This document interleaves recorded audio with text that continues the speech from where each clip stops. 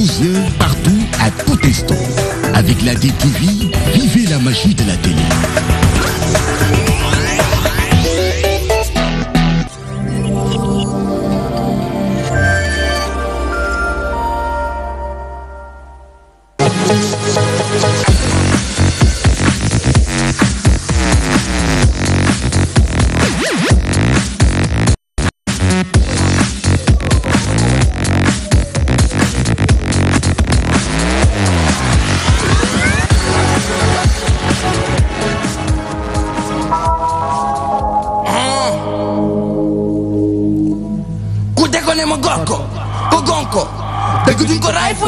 Rap gal sen ba mu tëj te nii moom a fi kuréel sama bopp yow lay waxal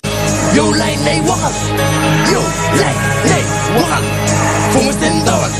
te rëccal li kéwal ma maxal sa ndawal sa dëgg-dëgg gaawal loo bëgg a léewal déggoo ma de yeboo ma de booy jaay foog nga gën a àddi ñëw ni nga da ngay nay laajte te musiba yóbbu ko dégg jàmm ni nga sa body nay la nga jàppee bakkatar bi liñ ko ñaam ni nga fu ñu dugg de ñu fay éclaté nga dëgg ci xeer wala sama ni nga ñuy ratatatat yi di happy ta ma ci seen satellite baat kenn du la fare yow kenn du la fare kenn du la fare yow leen duñu bare ku la yéem dañu gaare ñun duñu jéem dañu pare ni nga kenn du la fare toppal fële ci ñële yow toppul fële sa ngeen dafa varié ku la yéem dañu gaare ma tagg seeni ngeen dañu pare bani yaa ngi rëppatal lu misi si géeru bi bu dee bad boy ñeme ma ay 300 mbéj laa lay faj bu yeboo nga teg ma ci chaîne ma sifflet bi gedd na jubilé gagné na duuma jëm pare na damay dem ndax carré na ci ko ins la lay tees comme xaj ñeene ma man weere na nangu sa kon tax nga mere ma mais verre ma vous manquez de classe seen mixé si tere na échec man oome na bi ay ci jommi na du fak décoré ma ci teglu ma roode na mbatal ci arena héedé ba tere ma sol casquette def basket ñëpp lay lekk yoonal boobu na sa ket ndax sig naa teg jëlem set te ko pite bopp ex ñëpp des par test big high tech it's like tech oji shit like break on dafa li mo naan nga xalaat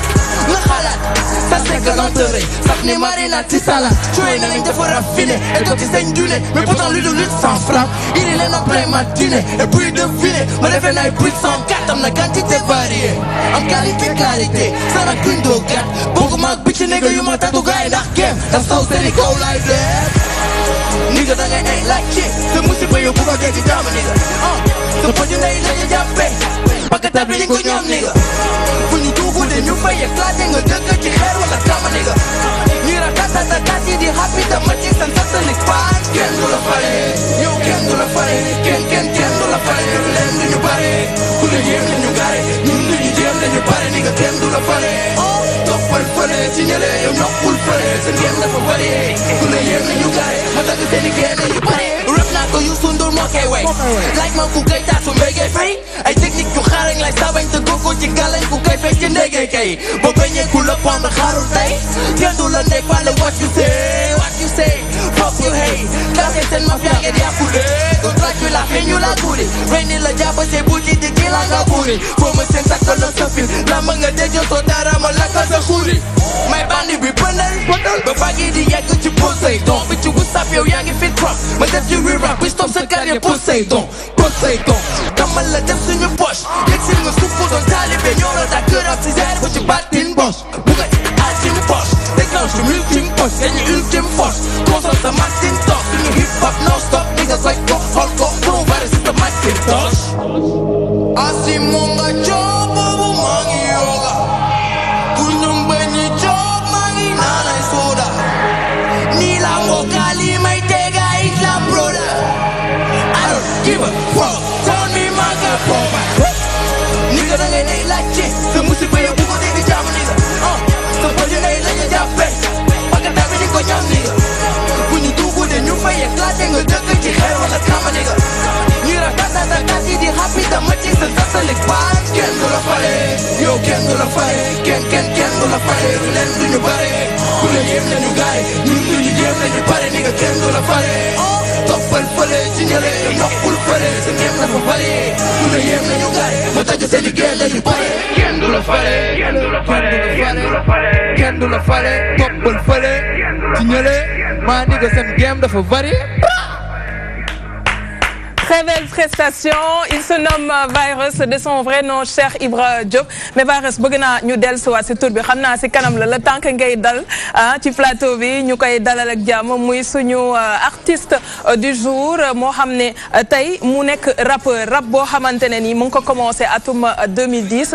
génneegul album waaye xam naa am na yéene bi du ñàkk dinañ dellusiwaat si projet yu mel noonu nee na ma gagné na 3 compétitions nationales si biir dëkk bi loolu tamit jar na saytu ndax it kuy yëngu ci dara war nga fexe di yóbbu drapeau réew mi ca kanam comme ni ñu koy defee vendredi bu nekk xam ngeen ko vendredi dernier virage toi-même tu sais le rendez-vous qui allie actualité et divertissement l'actualité sociale et politique qui sera décryptée par nos chroniqueurs et invités mais également un divertissement responsable loolu la ñuy def fii toi-même tu sais vendredi bu nekk na ñu fiy dalal ki nga xam ni mooy Mansour Sow mu ñuy jàngatal li nga xam ni mooy actualité politique et sociale Mansour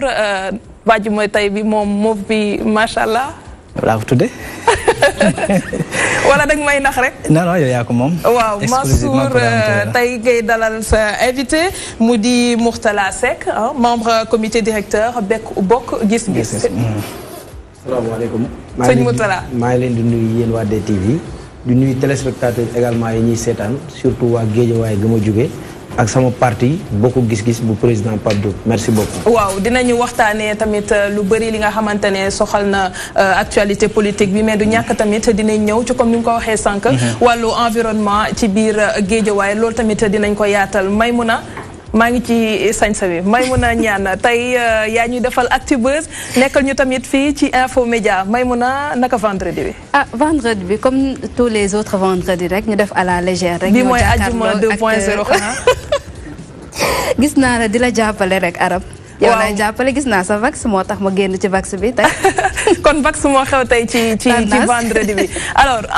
Actubuzz dinañ ñëw ci li nga xam ni yitteel na askan bi jamono ji dinaa ne sax nekk na loo xam ni empêché na leen ñuy nelaw ba yandoor mu di xale yi nga xam ne ñu ngi leen di fitnaal ci biir réew mi noonu la ñuy wax nga xam ni après dinañ ci jublu kilifa yi wax nañ ci du ñàkk dinañ ci dellusiwaat léegi ak Maymuna Ñaan waaye ci Info Média mu ngi fii ak soxna Ndeye Fatou Wade di secrétaire général REJAP réseau des journalistes et animateurs pour la protection de l'enfant soxna Wade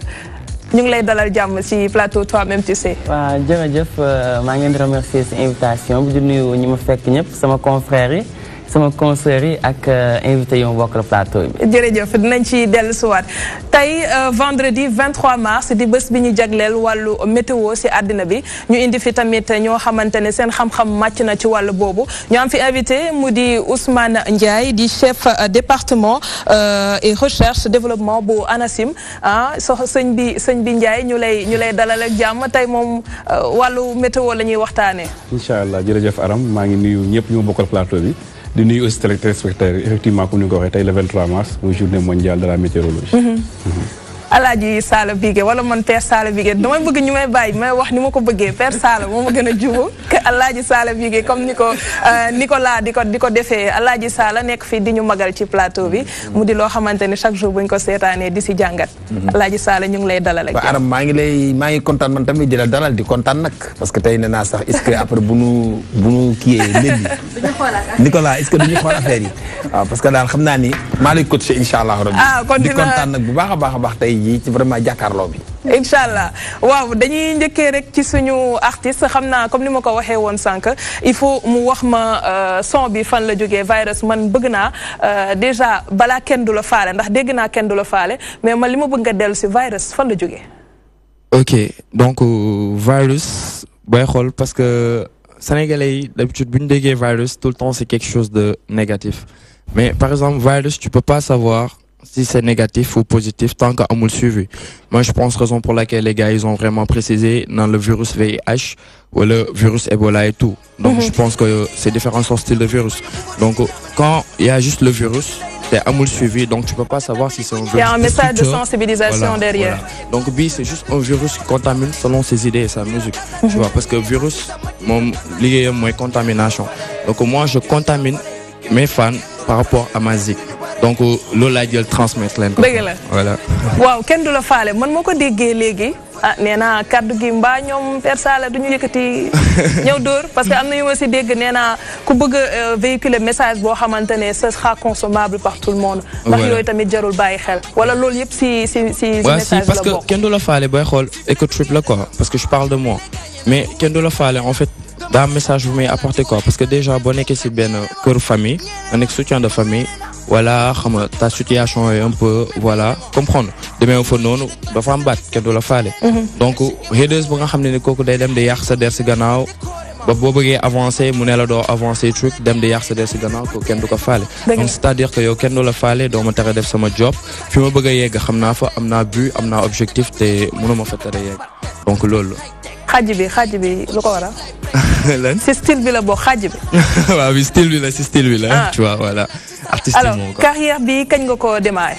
bon mun naa wax ni c'est en 2010 laa njëkk a xoolee sama bopp comme en tant qu'artiste parce que c'est en 2010 que j'ai commencé à écrire des textes. boobu ba léegi yan nga jot a def. bon da nga génne album. non génneguma album parce que boo xoolee en 2010 ba ma commencé bind et tout man sama fort rap freestyle la woon c'est-à-dire je faisais des battles de rue quoi. donc ñu def ko ay battle de rue gars yi ne ma donc battle de rue rek ça suffisait pas donc pour me faire connaître fallait mu dem inscrire ces compétitions donc c'est en 2011 que laa njëkk a inscrire ces compétitions non c'était en 2012 du moins après je l'ai remporté après une semaine après waaye di tegaat beneen compétition je l'ai remporté encore en 2013 j'ai remis mon titre en jeu yàlla def ma jëlaat ko voilà. boobu ba léegi compétition yi yaa ngi si mais est-ce que mën nañ la xaar si projet album. waaw si parce que après depuis lors j'étais en train de me construire ak sama équipe parce que album bi certes c'est pas xam-xamu génne album moo ñu manqué quoi parce que xam-xam bi déjà mi ngi fi quoi. lu waral mu yéex 2010 ak léegi. 18 waaw c'est juste mais c'est que xam nga affaire yi dafa am yoon quoi nous on veut pas brûler les étapes donc man tey Virus mën naa wax ni génnaguma album mais maa ngi préparé sama mixtape qui doit sortir pour bientôt donc depuis lors si loolu la ñu newoon entre temps j'ai sorti pas mal de singles yoo xam ne ay singles lay balancé ak sama vidéo bu génne y a pas longtemps donc du coup nous sommes en train de nous construire pour me génne benn mixtape après l'album inchallah. D'accord alors on y reviendra tout à l'heure du ñàkk ñu gën a yaatal waxtaan bi. ñu démarrer ak actualité de l'internet et c'est tout de suite juste après ceci.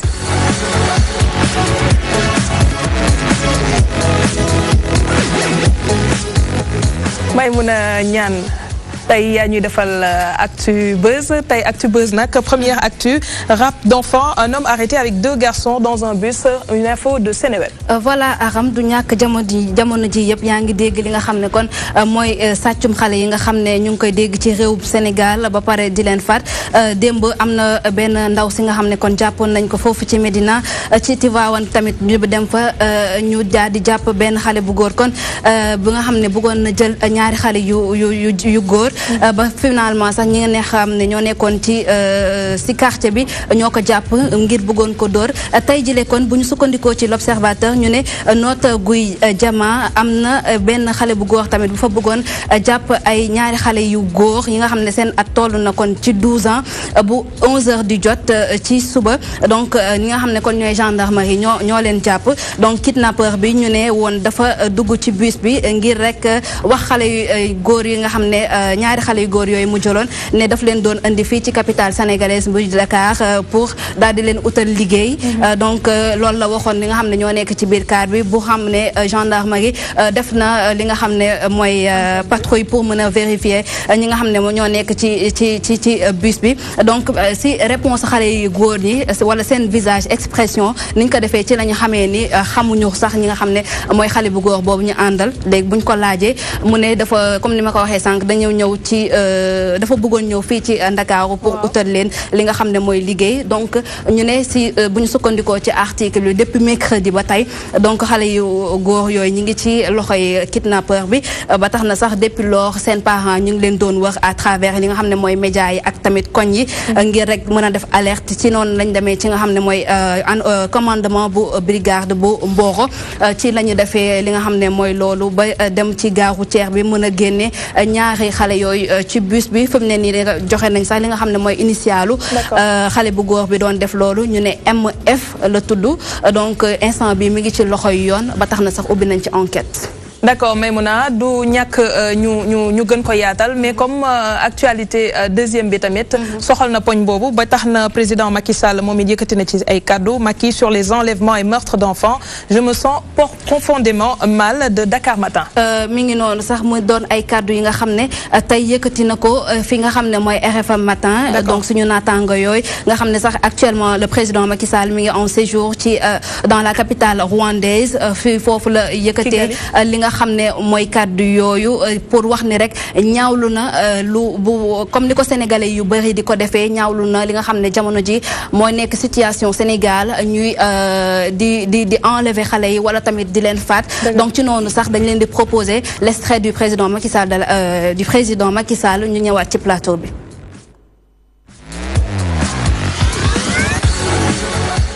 Rapte d'enfants est suivi de meurtre. J'ai déjà donné des instructions les plus fermes qui soient au ministre de l'Intérieur, au ministre des Forces armées pour que la police, la gendarmerie, que tous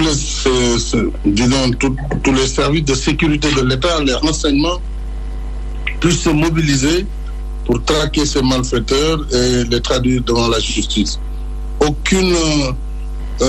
facilité ne sera accordée à ces malfaiteurs et le Sénégal se mobilisera plus que par le passé encore une fois pour mettre un terme définitif à cette vague d'assassinats et de rapts d'enfants. C'est ignoble, c'est inacceptable et le Sénégal ne saurait tolérer cela. J'ai saisi l'occasion pour présenter mes condoléances, en particulier à la famille de l'enfant Fallou Diop, qui a été la dernière victime, ainsi qu'à toutes les familles qui ont eu à souffrir de ces pratiques ignobles. Mais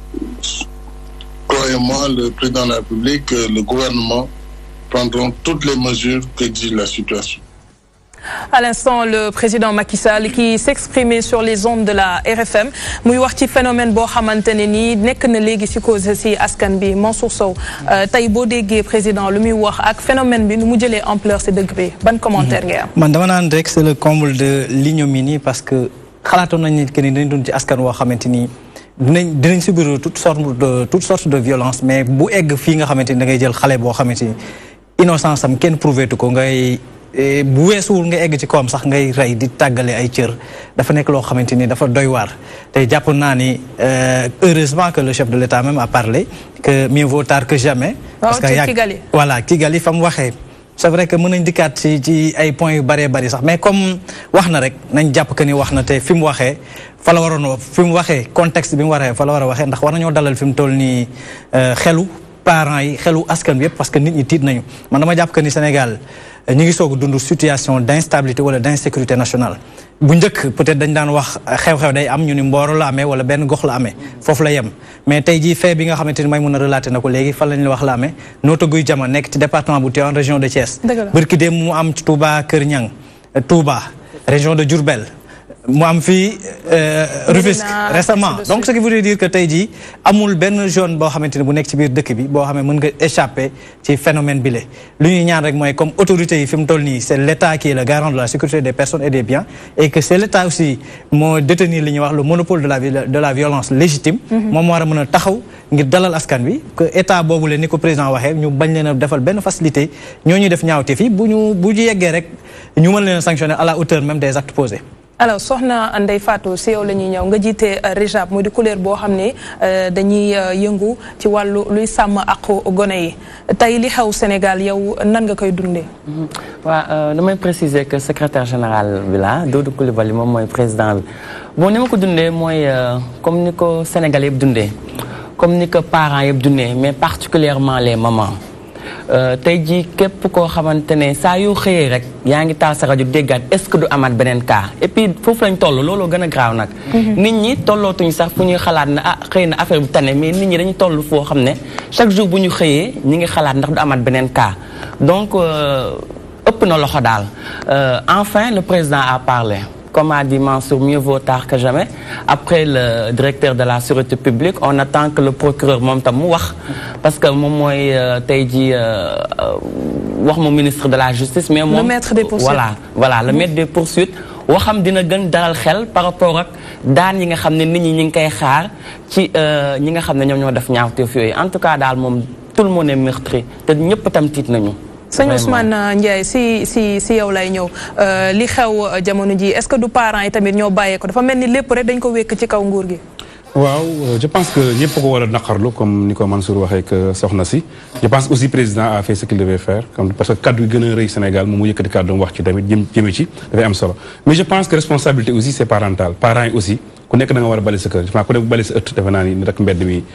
set li ma bëgg a wax rek mooy parents yi aussi dañu war a gën a farlu téye xale yi ci kër gi aussi parce que xale yi aussi ci kër lañ jógee mu leen bàyyi ci mbedd ñuy taxawal bu ñu la jot ci gaa duñu leen wax nii sax am na erreur mais parents yi bu ñu fàttee li ñu war a fàtt gouvernement bi def loolu maintenant ci li gën a facile ndax xale bu nekk ci benn kër la jógee donc je pense que parents yi war nañu joxe seen rôle aussi parce que les enfants comme on dit déjà n'ont pas demandé d'être nés donc il y a les parents qui ont une responsabilité morale sur ça et je pense que war nañ mën a jël jumtuwaay yëpp ba fexe xale yi ñu leen téye ci kër lan nga jàpp ne tey mooy mobilu ñiy def lu ni mel parce que tamit il fut un temps gisuñu woon dara mais dafa mel ni mbir yi dafa taxat naa si jamono ji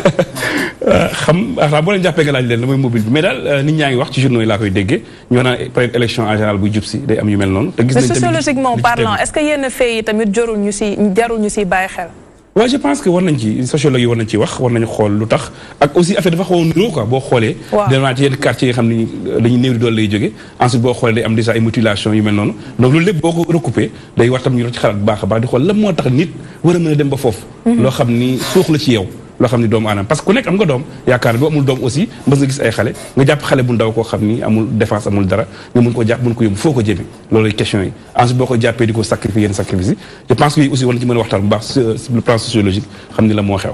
Mourtala Seck teewal fii bokk gis-gis lu tax ma souligner loolu mooy ne politique yi souvent la ñuy joxoñ baaraamu tuuma suñu gisee genre yu mel nii lan nga leen di tontu. avant tout d'abord man damay ñaawlu acte yi nga xamante ni moom mooy xew ci Sénégal fi mu ne nii kenn mënu koo rafetlu président wax na mais yeex naa wax président ba mu waree wax dañoo jàpp ne ñun du tey parce que sécurité sénégalais yi dafa nekk moom ci loxoom malgré parents yi dëgg la war nañoo mën a téye seen doom mais yàlla minimum yoo xamante ni suñu service sécurité yi nekk ci dëkk bi ñoom ñoo ko war a def te dëdd bi nga xamante ni problème bi tàmbali na ba tey man dama gis ni président waroon na maam am taxawaay waxuma la wax nii rek def benn déclaration bu ndaw mais jug dem ci kër par kër ñi nga xam dañoo faat seeni doom. ministre de l'intérieur dem na te comme président ne fa ministre de l'intérieur bu jógee président la doxal. non mais ministre de l'intérieur dëgg na mais est-ce que ministre de l'intérieur dem na ci kër ñi dee ñëpp est-ce que ministre de l'intérieur dem na fa dee dafa foor soxna si da ngay xool ci ku ne boo amoon doom tey ñu jël ko def ko ni ñu ko war a def ko nii ñuy def xale yi tey président daal man jàpp naa ni mu waroon a taxawee réellement ci sécurité bii nga xamante ne xale yi ñoom ñoo ko am récemment Guédiawaye fekkee naa boo xamante ne gaañ bi dafa dawal oto këf benn xale bu jigéen dugal ko ci rek dem ci kanamu ñëpp ñu taxaw loolu yàggul matul 2 semaines manque d'insécurité boobu nit ñi nekkee pression boobu ragal boobu nit ñi nekkee état bi waroon na am neneen noo xamante ni mënoon na ci taxawee loolu dem ba dëkk ba mu nekk nii tey naan da ngay def déclaration 2 minutes. waaye wuyu woo ci li ma wax sànq nee naa la politique yi la ñuy joxoñ baaraamu tuuma. waaw mais loolu xam nga loolu moom fii lañ ko fekk te fii lañ koy bàyyi chaque jour bu élection jegesee bu ñu reyee nit ñu ne ce sont les politiques loolu man amalu ma ci débattre parce que gisaguma kuñ jàpp koo xamante ni day rey nit ñu laaj ko mën a politique yi ñoo koy def rumeur nag fii lañ ko fekk te fii lañ koy bàyyi. Alors, dis-moi quelle jeunesse tu as, je te dirai quelle jeunesse tu seras. Père Sala Bigué, tay buñu gisé lu melni am ban ndaw lañu fassiyene am fi ak ati di ñew. Wa xam nga réew mi fi nek dafa toll fo xamni li fi nek lepp sax kenn mënu ko wax. Mais nak alhamdullilah parce que demb ci sunu émission TMTC message bi ñaanon nako motax ma xey dégg tay président wax dama né président ni mi défé jour 30 décembre mu def déclaration de la nation def diko def 3 avril na gennat ci li wax parce que c'est le père de la nation na wax ak askan wi xeyna peut-être dégg na lolu xeyna keneen wax nako xeyna yoy aussi motiver nako mu gëna wax parce que mom moy mi nga xam bu waxe wax mo gëna sip mo gëna sut kaddu yépp li ci dess nak moy mesure d'accompagnement yi xalé aussi ci ay kër lañ dëkk dañu am day am bay li Baye Ousmane Ndiaye di wax li tax ma la Baye nag sama papa Ousmane Ndiaye ndax lu ma la sàllawlu Baye laa lay wax waajur yi nanu téy seen doom yi aram seetlu xale yi ñuy jël yëpp maanaam boo dee xool da ngay seen ñi néew doole la ñu te la plupart ñi jël seen doom seen yaay ña nga ci biir kër ga ñu jigéen ñi nañ ma baal nag ña nga ca télévision ba ña nga ca waxtaan ba talluñu xale yi sax bu ñu duggee ci kër gi ñun génn leen dem leen foy la plupart fi ne ni boo defoon enquête tey ñu ci bëri bi ñu jël seen doom ña ngi ci biir kër yi bàyyi xale yi ci mbedd mi xale dëkkul ci mbedd bi ci des tamit na ñëpp jël parce que responsabilité yi ñëpp la soxal c'est partagé li ci des nag mooy ñi war a sàmm nanu sàmm te sàmm bu nekk bu yomal xiyaamee dinañ laaj li nga doon sàmm lan la na nga rus ëllëg yàlla dajeegoo ni li ma la dénkoon noo ko doon sàmmee ngay nakk-nakkal xale yi nañ leen toppatoo li nga ne nag war ma sa ndawi tey mun la sa ëllëgu réew xale mooy doon mag ëllëg te dañ laa sàmm ba nga nekk mag na nga góorgóorlu ba fay bor boobu nga sàmm say doom wala sàmm sa njaboot wala sàmm xale bi ñu la dénk wala turandoo bi ñu lay jox wala ki ñu la jox muy sëb surga ci kër gi nga di ko sàmm ba bu ëllëgee kooku mën a nekk kuy sàmmaate parce que sàmm bu nekk ëllëg sàmm ngay doon téebal xiyaame yàlla dina laa li nga doon sàmm lan la kon daal nañ gën a sàmm njaboot gi gën leen a aar ndax yàllaa ñu leen jox faaw ñu war a ne téye d'accord alors léegi dañuy ñëw ci virus yow nga xamante ne ni porteur de voix nga jeune nga dëkk Médina démb rek comme ni ko Maïmouna doon souligner sànq ñu jàpp fa benn femme ñuy werante jàpp na kook sénégalaise la ak du sénégalaise tey nga nekk jeune nekk porteur de voix est-ce que tey mun nañ la xaar ci benn message boo xamante ne nii war nga ko mën a yëkkati pour gën a ñaax askan bi ci li nga xam ni moo fi xew. Si, effectivement, parce que le fait de amener neexul kenn quoi, neexul kenn parce que déjà c'est pas la première fois mais am Sénégal. Donc si vous vous rappelez bien comment c'est woon bu yàgg, c'était vers 2008-2006 genre acte ignoble yi ñëkkoon na fi am. Donc ñu fexé won bu dindi ko et donc comme kii nu ma ko waxee je vais juste rebondir sur le mu wax donc parents yi tamit am nañ ci benn acte de responsabilité parce que boo amee sa doom tamit nga yar ko comme ni nga ko war a yaree donc da nga war a fexe di gérer sa sécurité doom parce que la plupart boo duggee ci yenn famille yi comme ni mu ko waxee mooy ñu gën a néew doole yi donc boo xoolee ñooñu la ñuy yóbbu seeni doom donc yow munoo nekk ci biir nekk say activité bàyyi xale yi fii parce que même booy xool ay accident yu bëri yuy am ci mbedd bi ci télé bi da ngay gis nga xam ne day traverser auto tëb xam nga ainsi de suite gis nañ ko donc c'est les parents qui doivent garder responsabilité mieux pour di xool mën a gérer seeni doom yi quoi et donc gars yi jëm si jël toutes les mesures strictes pour faire en sorte que yi mu bañ a amati quoi jërëjëf alors nu mu ko waxee mu nekk loo xamante ne lu am solo la parents yi am nañu taxawaay buñ ci war a def jàngat bi ci Père Sala bii ke wax gën a farlu si njaboot gi ndax lu am solo la ndax ku ci nekk bëgg nga nekk sa kër gis sa doom ëllëg mu texee wala mu nekk si loo xamante ne dina doon du la gënal waaye di ko bàyyi ci mbedd bi xëyaat suba di yuuxu di jooy alors que vigilance bi ci waroon xëy na boo defoon na attention tuuti yàlla mën na ci def saafara dañuy li ma ci dolli mooy ban alalu àddina moo fi jar nga war a mën a faat bakkan jël deret ja wala jël cër ba mus ngaa gis kuy juddu indaale alal wala kuy dem yóbbaale alal mus nga ko gis ñi koy def nan jàngat foofu ban pouvoir président de la République nga mën a doon de te président de la République est-ce que jar na faat bakkan kon nit ñi koy def nañu xoolaat foofu lan moo ko fi jar dara jaru ko fi aram nga baal ma rek ma dolli ci li mu wax muy lu am solo gis nga mbir bu amee dañ koy càmbar li ñuy wax ci nasaraan diagnostic sans complaisance niveau de responsabilité la ñu wax dañ koy xayma man su ma jàppee que ni responsabilité bi dañ ko mën a situé ci ñetti mbir wax nga léegi parents yi ñi nga xamante ni tey gis nañ ci boo xoolee mbir mi fi muy am xoolal fi mu am fi yëpp Rufisque yooyu yëpp quartier yi mu am promiscuité bi souvent dafa nekk nit ñi souvent dañu egg ci niveau boo xamante ni naan nañ njaboot goo xam ne mënatuñ ko canaliser ci kër gi bu ñu toogee dañuy bëgg a dalu ni bu xawee tàng tuuti rek ñu ne dem leen fawi ñu bàyyi leen amatuñu benn souciance peut-être ci ñi nga xamante ni ñoom ñooy seen doom yi beneen wàll bi mooy communauté bi bu njëkk alay saala xam nga ni da nga naan romb doomu diw ci àll bi nga toog ko benn heure bi nga dóor ko nga ni ko demal ñibbi wala nga def ko le mais léegi est-ce que sañ nga loolu mu nekk beneen wàll nga xoolaat carte sécuritaire bu Sénégal tey jii li xew Rufisque xew feneen ak feneen nga xool mesurer distance bi nga xamante ni brigade lépp lu jëm ci wàllum sécurité par rapport ak gox yooyu nu mu toll loolu la ñu war a di nga xoolaat loolu xewul tey ji Almadi xewul feneen ak feneen ci biir quartier la xew quartier yi mu xew war nañ ko mën a xoolaat ñu xoolaat mbir yooyu bu ñu ko xoolee def un diagnostic sans complaisance je pense bien que dinañ mën a trouver solution par rapport ak xew-xew bi alors le patron de PASTEF di Ousmane Sonko def na ci tamit benn sortie di wax ne dafa bëgg ñu indiwaat peine de mort ci homicide yi ñuy dek tout tànk yi Moutala Seck en quelques secondes yow noo gisee jàngat boobu noonu. tout à fait d'accord ak moom parce que dëkk bi tey bu ñu defoon ni ku rey ñu def la ka nga rey na nga ko def yaakaar naa ne problème yu bari dootul amati mais dangay gis nit rey nit ñu tëj ko quelques jours après mu génnaat di romb yaayu ka mu rey. et c'est anormal. sëñ Ousmane. waaw man d'accord naa ci affaire mel ni exemplarité la ñu war a joxe. bu sanction bi dafa metti waaye li ñuy def moo metti moo tax sanction dafa nekk sanction exemplaire ba kenn du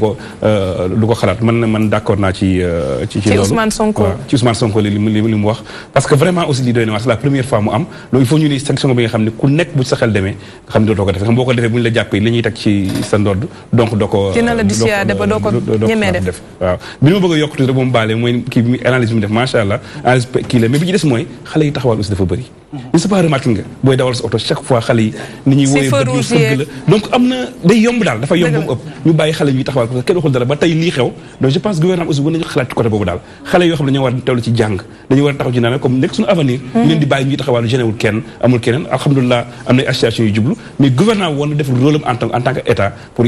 aar xale yi. Alors on reste dans le même sillage parce que Maïmouna Niane tey loolu mooy sujet bu mu fas yéene waxtaanee ci biir Info Média muy dalal madame Ndeye Fatou Wade secrétaire générale bu REJAP. C'est tout de suite après ceci.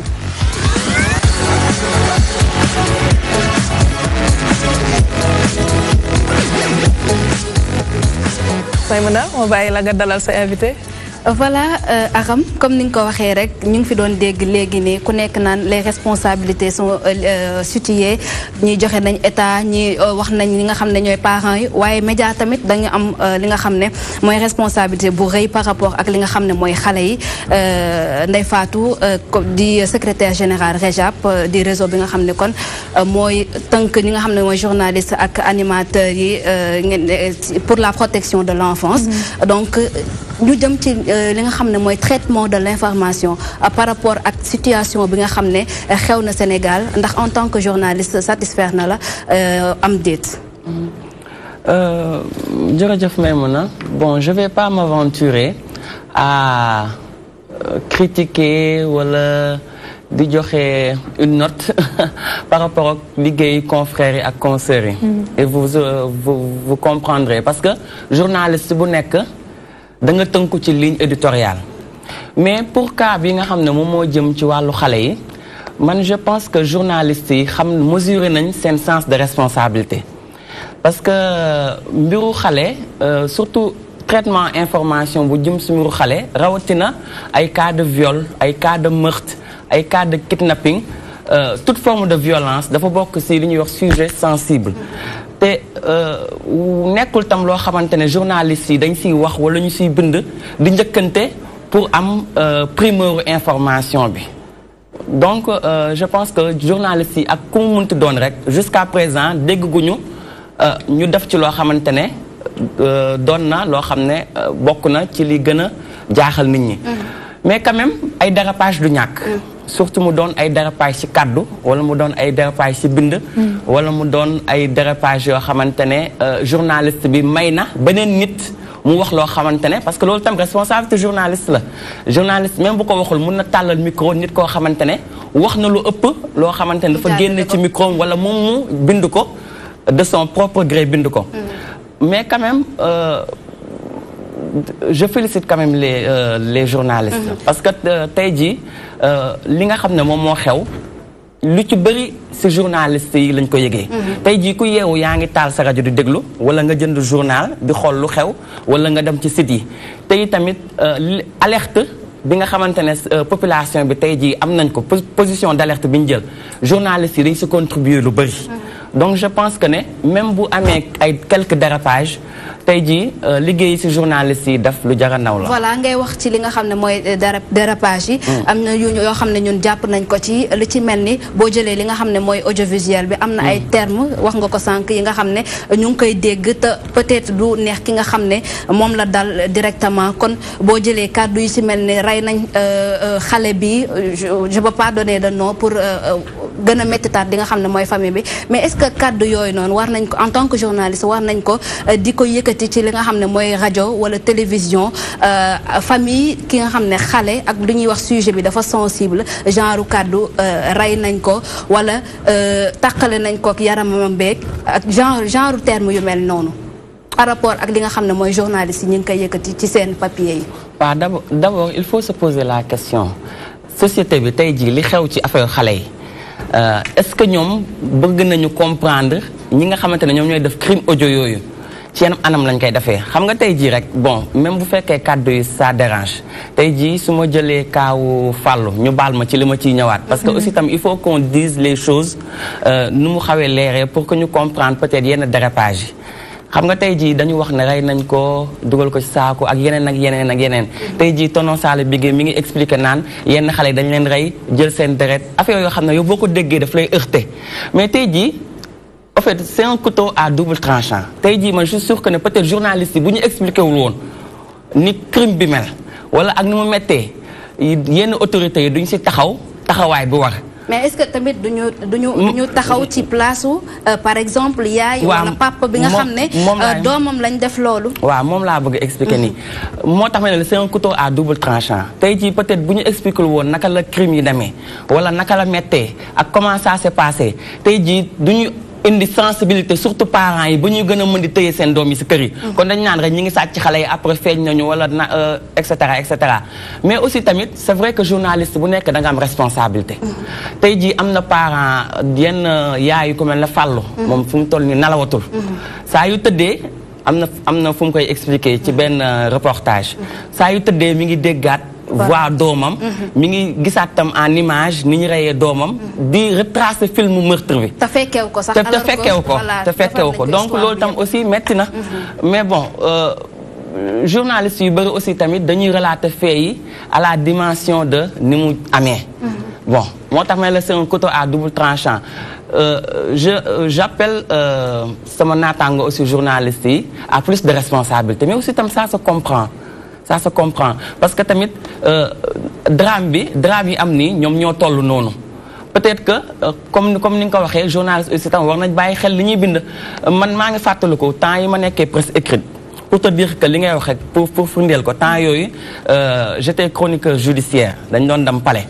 mais affaire ñuy traité benn affaire viol xale bi mu doon def témoignage xale bi nga xam ne moom moo jiiñ boo peeram viol ndeysaan box bi journaliste yi toog dafa def témoignage tellement c'était un témoignage triste journaliste yëpp sëgg seen papier di bind mais xale bi dafa jékki-jékki tourné rek daj si groupe journaliste yi rek mu dagg témoignage bi ni papa ñii ñëpp si man la ñuy bind man jour boobu sama yaram dafa daw ma xalaat le lendemain xale bi c'est sûr que mi ngi jëndalu na même su mënul lire jëndalu na journaux yëpp di pour ñu wax ko lan la journaliste yi wax si ñoom te c'est sûr que li journaliste yi bind si moom dina des si boppam abadan daay man donc kon ça veut dire que journaliste yi c'est vrai que am nañ responsabilité bu mag kon te man je pense que aussi tam ñoom mesuré nañu aussi tam responsabilité boobu bon peut-être comme ni nga ko waxee peut-être yenn dérapage yu am qu'on essaie de recadrer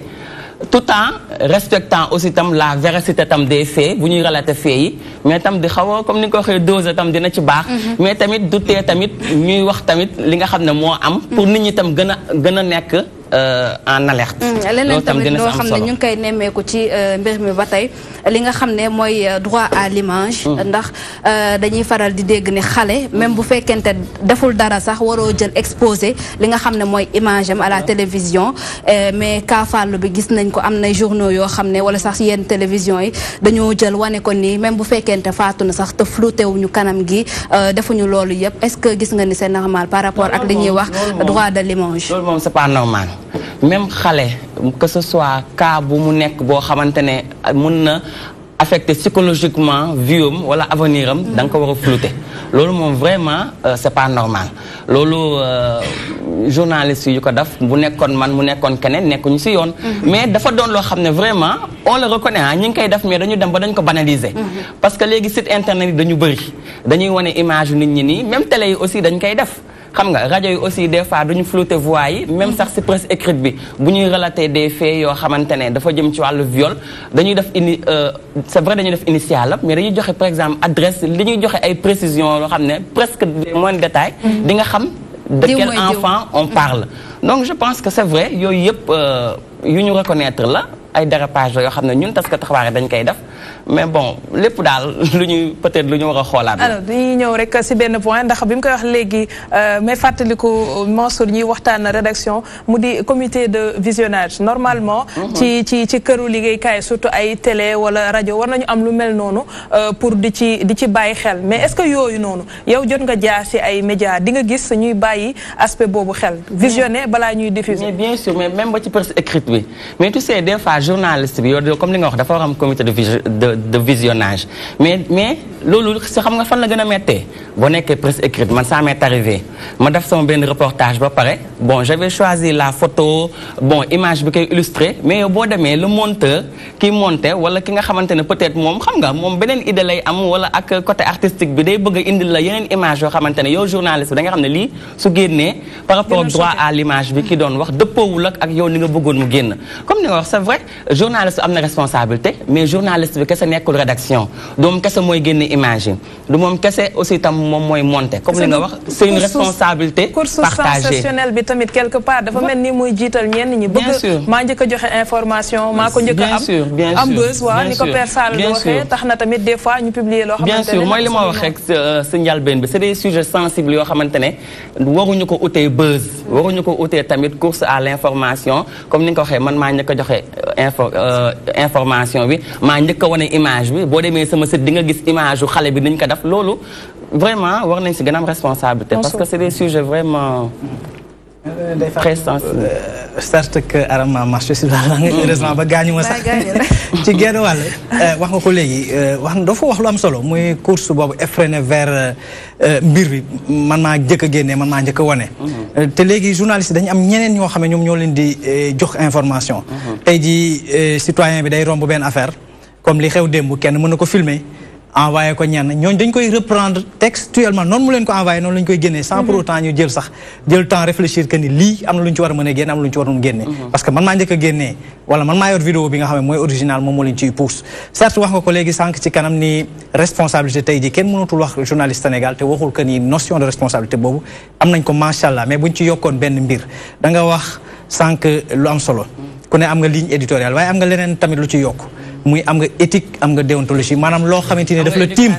yat ni la lii da nga ko war a def lii waruloo ko def jusqu'à présent des fois da ngay xool ay mbir maanaam Aram wax na ko sànq ni course sensationnelle bi tey jii dañu egg ci foo xam ne niveau boo xamante ni bari na ñoo xam ne dañuy yëngu ci mbécc mi mais ñett yi ñoom ñoo leen soxla ñetti S yi ñuy wax le sexe le sang et le scandale nekk na ñoo xamante ni tant que binduñu ci wala waxuñu ci rek dañuy yaakaar que ni nit ñi duñ jënd alors que y a des choses beaucoup plus intéressantes yu fi nekk yoo xamante ni war nañ ko mën a génnee askan wi jëfandikoo ko te du gaañ kenn ñi ngi wax ci problème boo xamante ni c'est tellement sensible ba des fois ñi ciy wax ñu baree bari seen xam-xam màccu ci dañ koy wax utiliser mots yoo xamante ni champ lexical bi rek da nga koy dégg yow da ngay tikke fi nga nekk profilu tey jii kiy def mbir mi kenn xam nga ko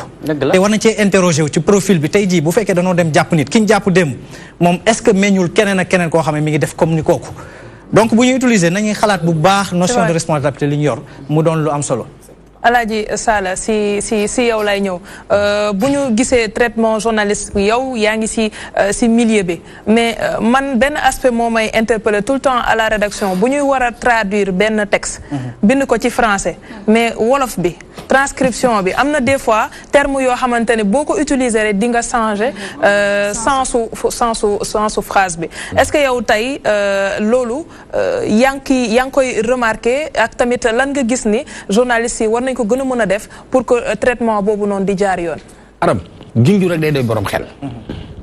am na looy wax ak nit ki te doo ko wax ak nit ñi am na loo war a wax ci kaw ak loo war a wax ci suuf waxu néeg dafa am waxu ëtt am waxu penc am léegi nag seen métier journalisme yéen lu ne rek naaw dugg ci biir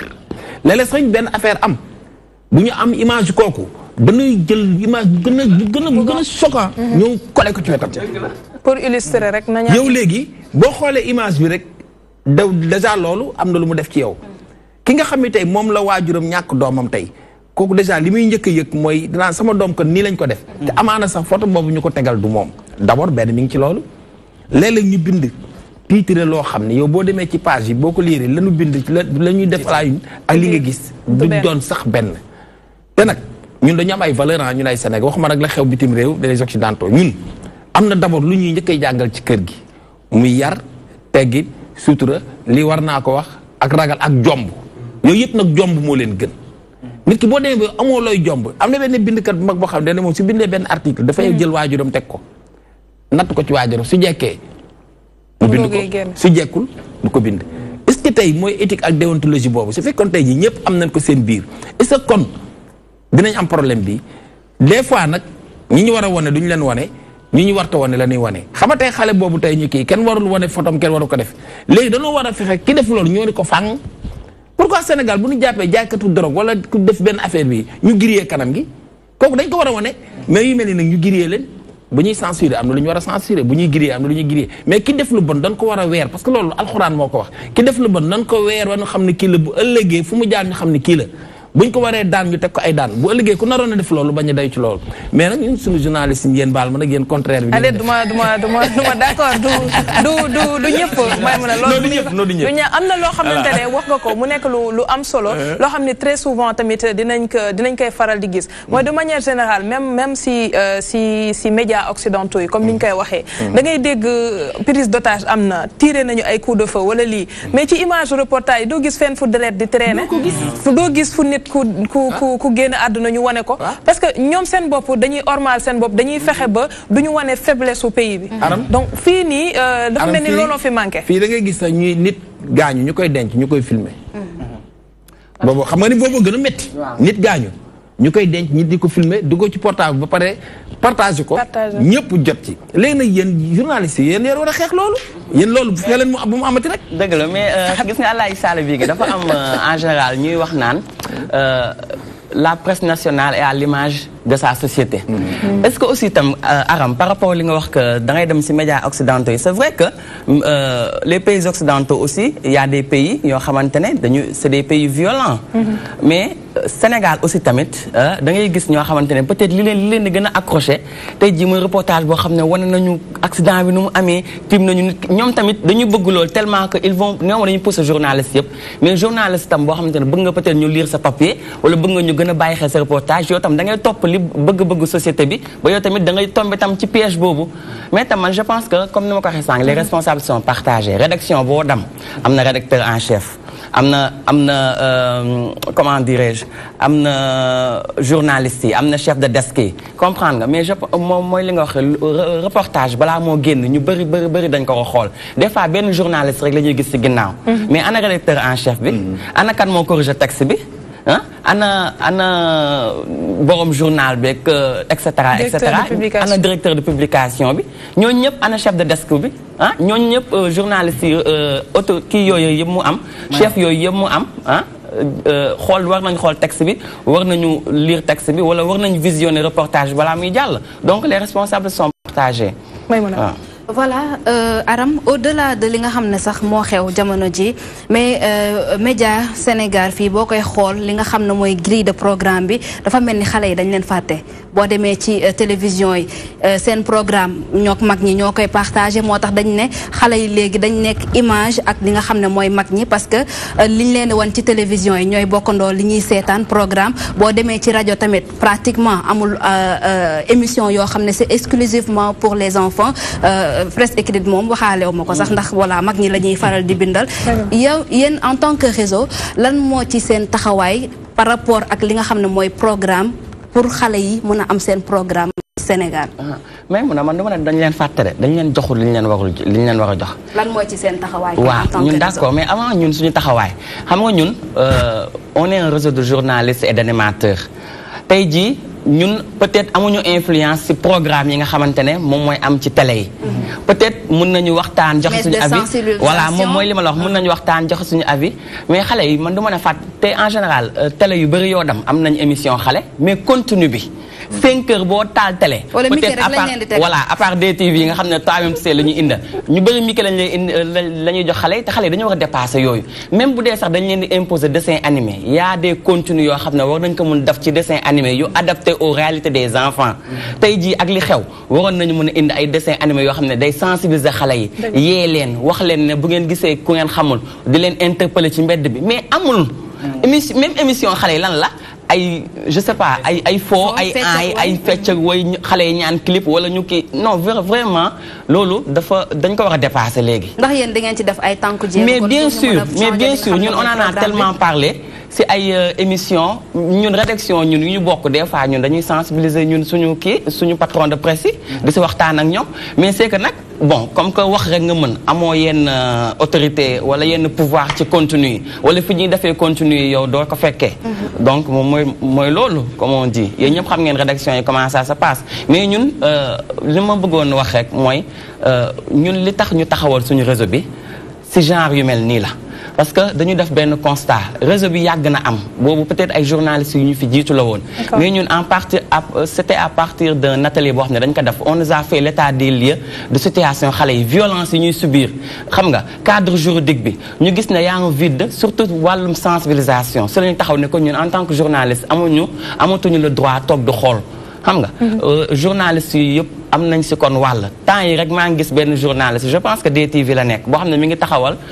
xaw ma DTV la nekk xaw ma daal mais mi ngi taxawal Pàccaam mi ngi taxawal benn association bu tudd aar xale réew mi la nekk réew mi voilà réew mi donc gis nga journaliste yi aussi tam ñoom ñi ngi ciy béy seen waar tey jii toggatuñu rek naan ñi ngi xaar ñu jox ñu reportage bu jëm si wàllu xale ñu bind wala ñi ngi xaar ñu jox ñu benn papier boo xam ne dafa jëm ci wàllu xale ñu dem defi ko wala dara kon ñoom tam ñi ngi taxaw bokk ci société civile bi di wax ci wàllu xale yi merci Ndeye Fatou Wade, secrétaire général REJAP, réseau des journalistes animateurs pour la protection de l'enfance. ñu dal jublu lay wax bala persal di ma sànni xeer dañ may baal wolof bi mooy loolu ñu jublu ci actualité politique et sociale.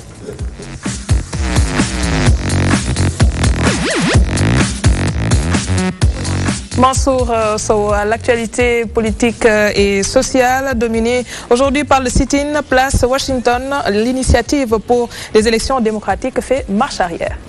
Voilà, l'IED fait marche arrière yaakaar naa ni. traduire ma ko si wolof lan lay tekki. maanaam ak kuréel la goo xam ne dafa tënk parti politique yu nekk fii ci kujje gi nag lañ nekk bëgg ay élections yoo xam ne dafa mucc ay anam yu amul maanaam lépp lënt rek dañ ko ciy génnee. mu réunir nag ay parti yoo xamante ni parti bu mu waxee PDS wax bokk gis-gis wax grand parti wax yeneen ak yeneen yaakaar naa ni ci opposition bi taxawu Sénégal rek ñoom ñoo ci bokkul ci kujje gi bokk ñooñu ànd ak Macky Sall ànd ak Khalifa Sall rek ñoom ñoo ci bokkul ñu jàppoon nag ni tey jii ci àjjuma ji dañoo waroon a dox ab doxantu fële nga xamante ni wala ab tooganu sax fële ca buntu fi ñuy wax place de Washington maanaam buntu ministère de l'intérieur ca mujjute ga ñu delluwaat ginnaaw ñëpp nag ni dañoo maanaam lacrymogène yéen ñam keroog saf waaw ñun boo ñu xoolee xam ne duñu ñoo xamante ni ñu ragal lacrymogène lañ vendredi boobu ñun ña nga fa woon mais xam nga reculer pour mieux sauter peut-être am na lu ñu waroon def suba tey yi mais am na lu génn ci diggante bi muy wàllum parrainage yi muy wàllum parrainage yi nga xamante ni moom la état bi génn ci diggante bi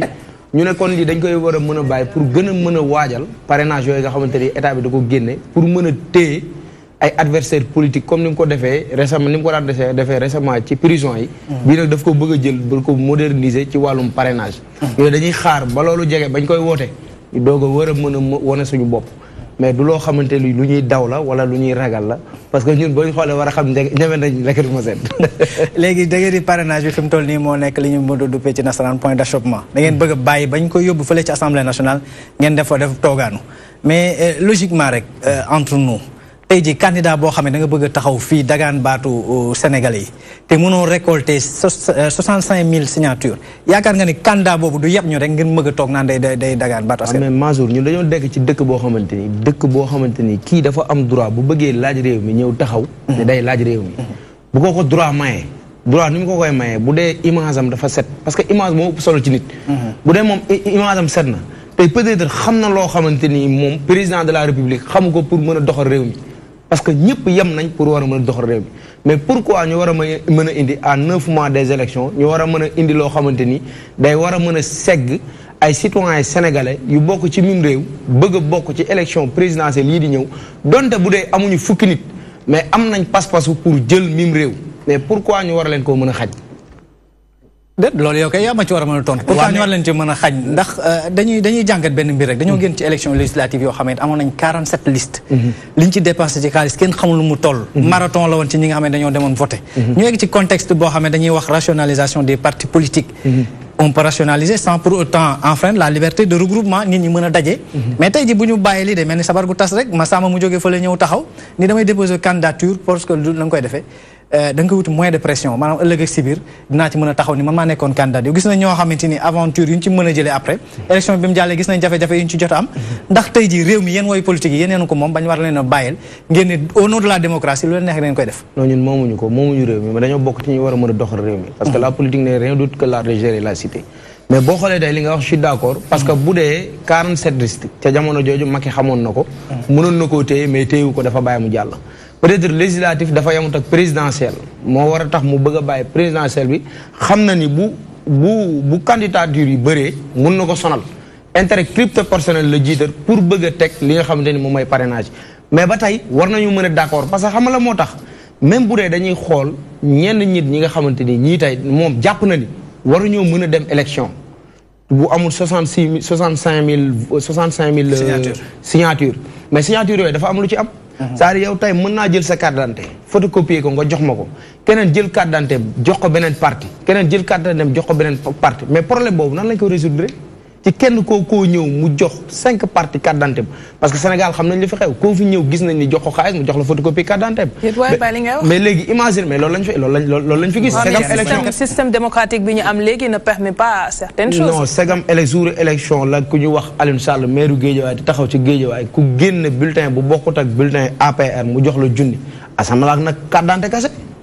koo fi jox junni mu photocopie carte d'identité jox la ko mais bu dee tey 4 personnes ñëw nañ tey laaj kenn koo xamante ni benn carte d'identité la yor mu photocopier ko jox ko mais naka la ñu mën a retrouver ci désordre boobu ne kii moo bokk fii wala kii bokkul fii. géejawaay googu nga tudd sax ci la ñuy des. ndax bu ñu waxee géejawaay bu njëkk.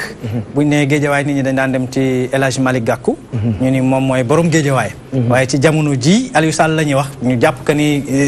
doole ji nga xamante El Hadj Malick Gakou amoon na ko ci géejuwaay dafa wàññeeku lool ci genn wàll yow nga bokk ci ñu ko soriwul dara parce que di nga bokk ngeen kujje gi te kujje gi sax démb ñu gis leen fële nga xamante mooy ca Jidee Caaroy Kaw ci commune bu docteur Cheikh Dieng ñu gis mobilisation ba ngeen fa def ñu comparé ko mobilisation bu fa Macky Sall defoon en 2010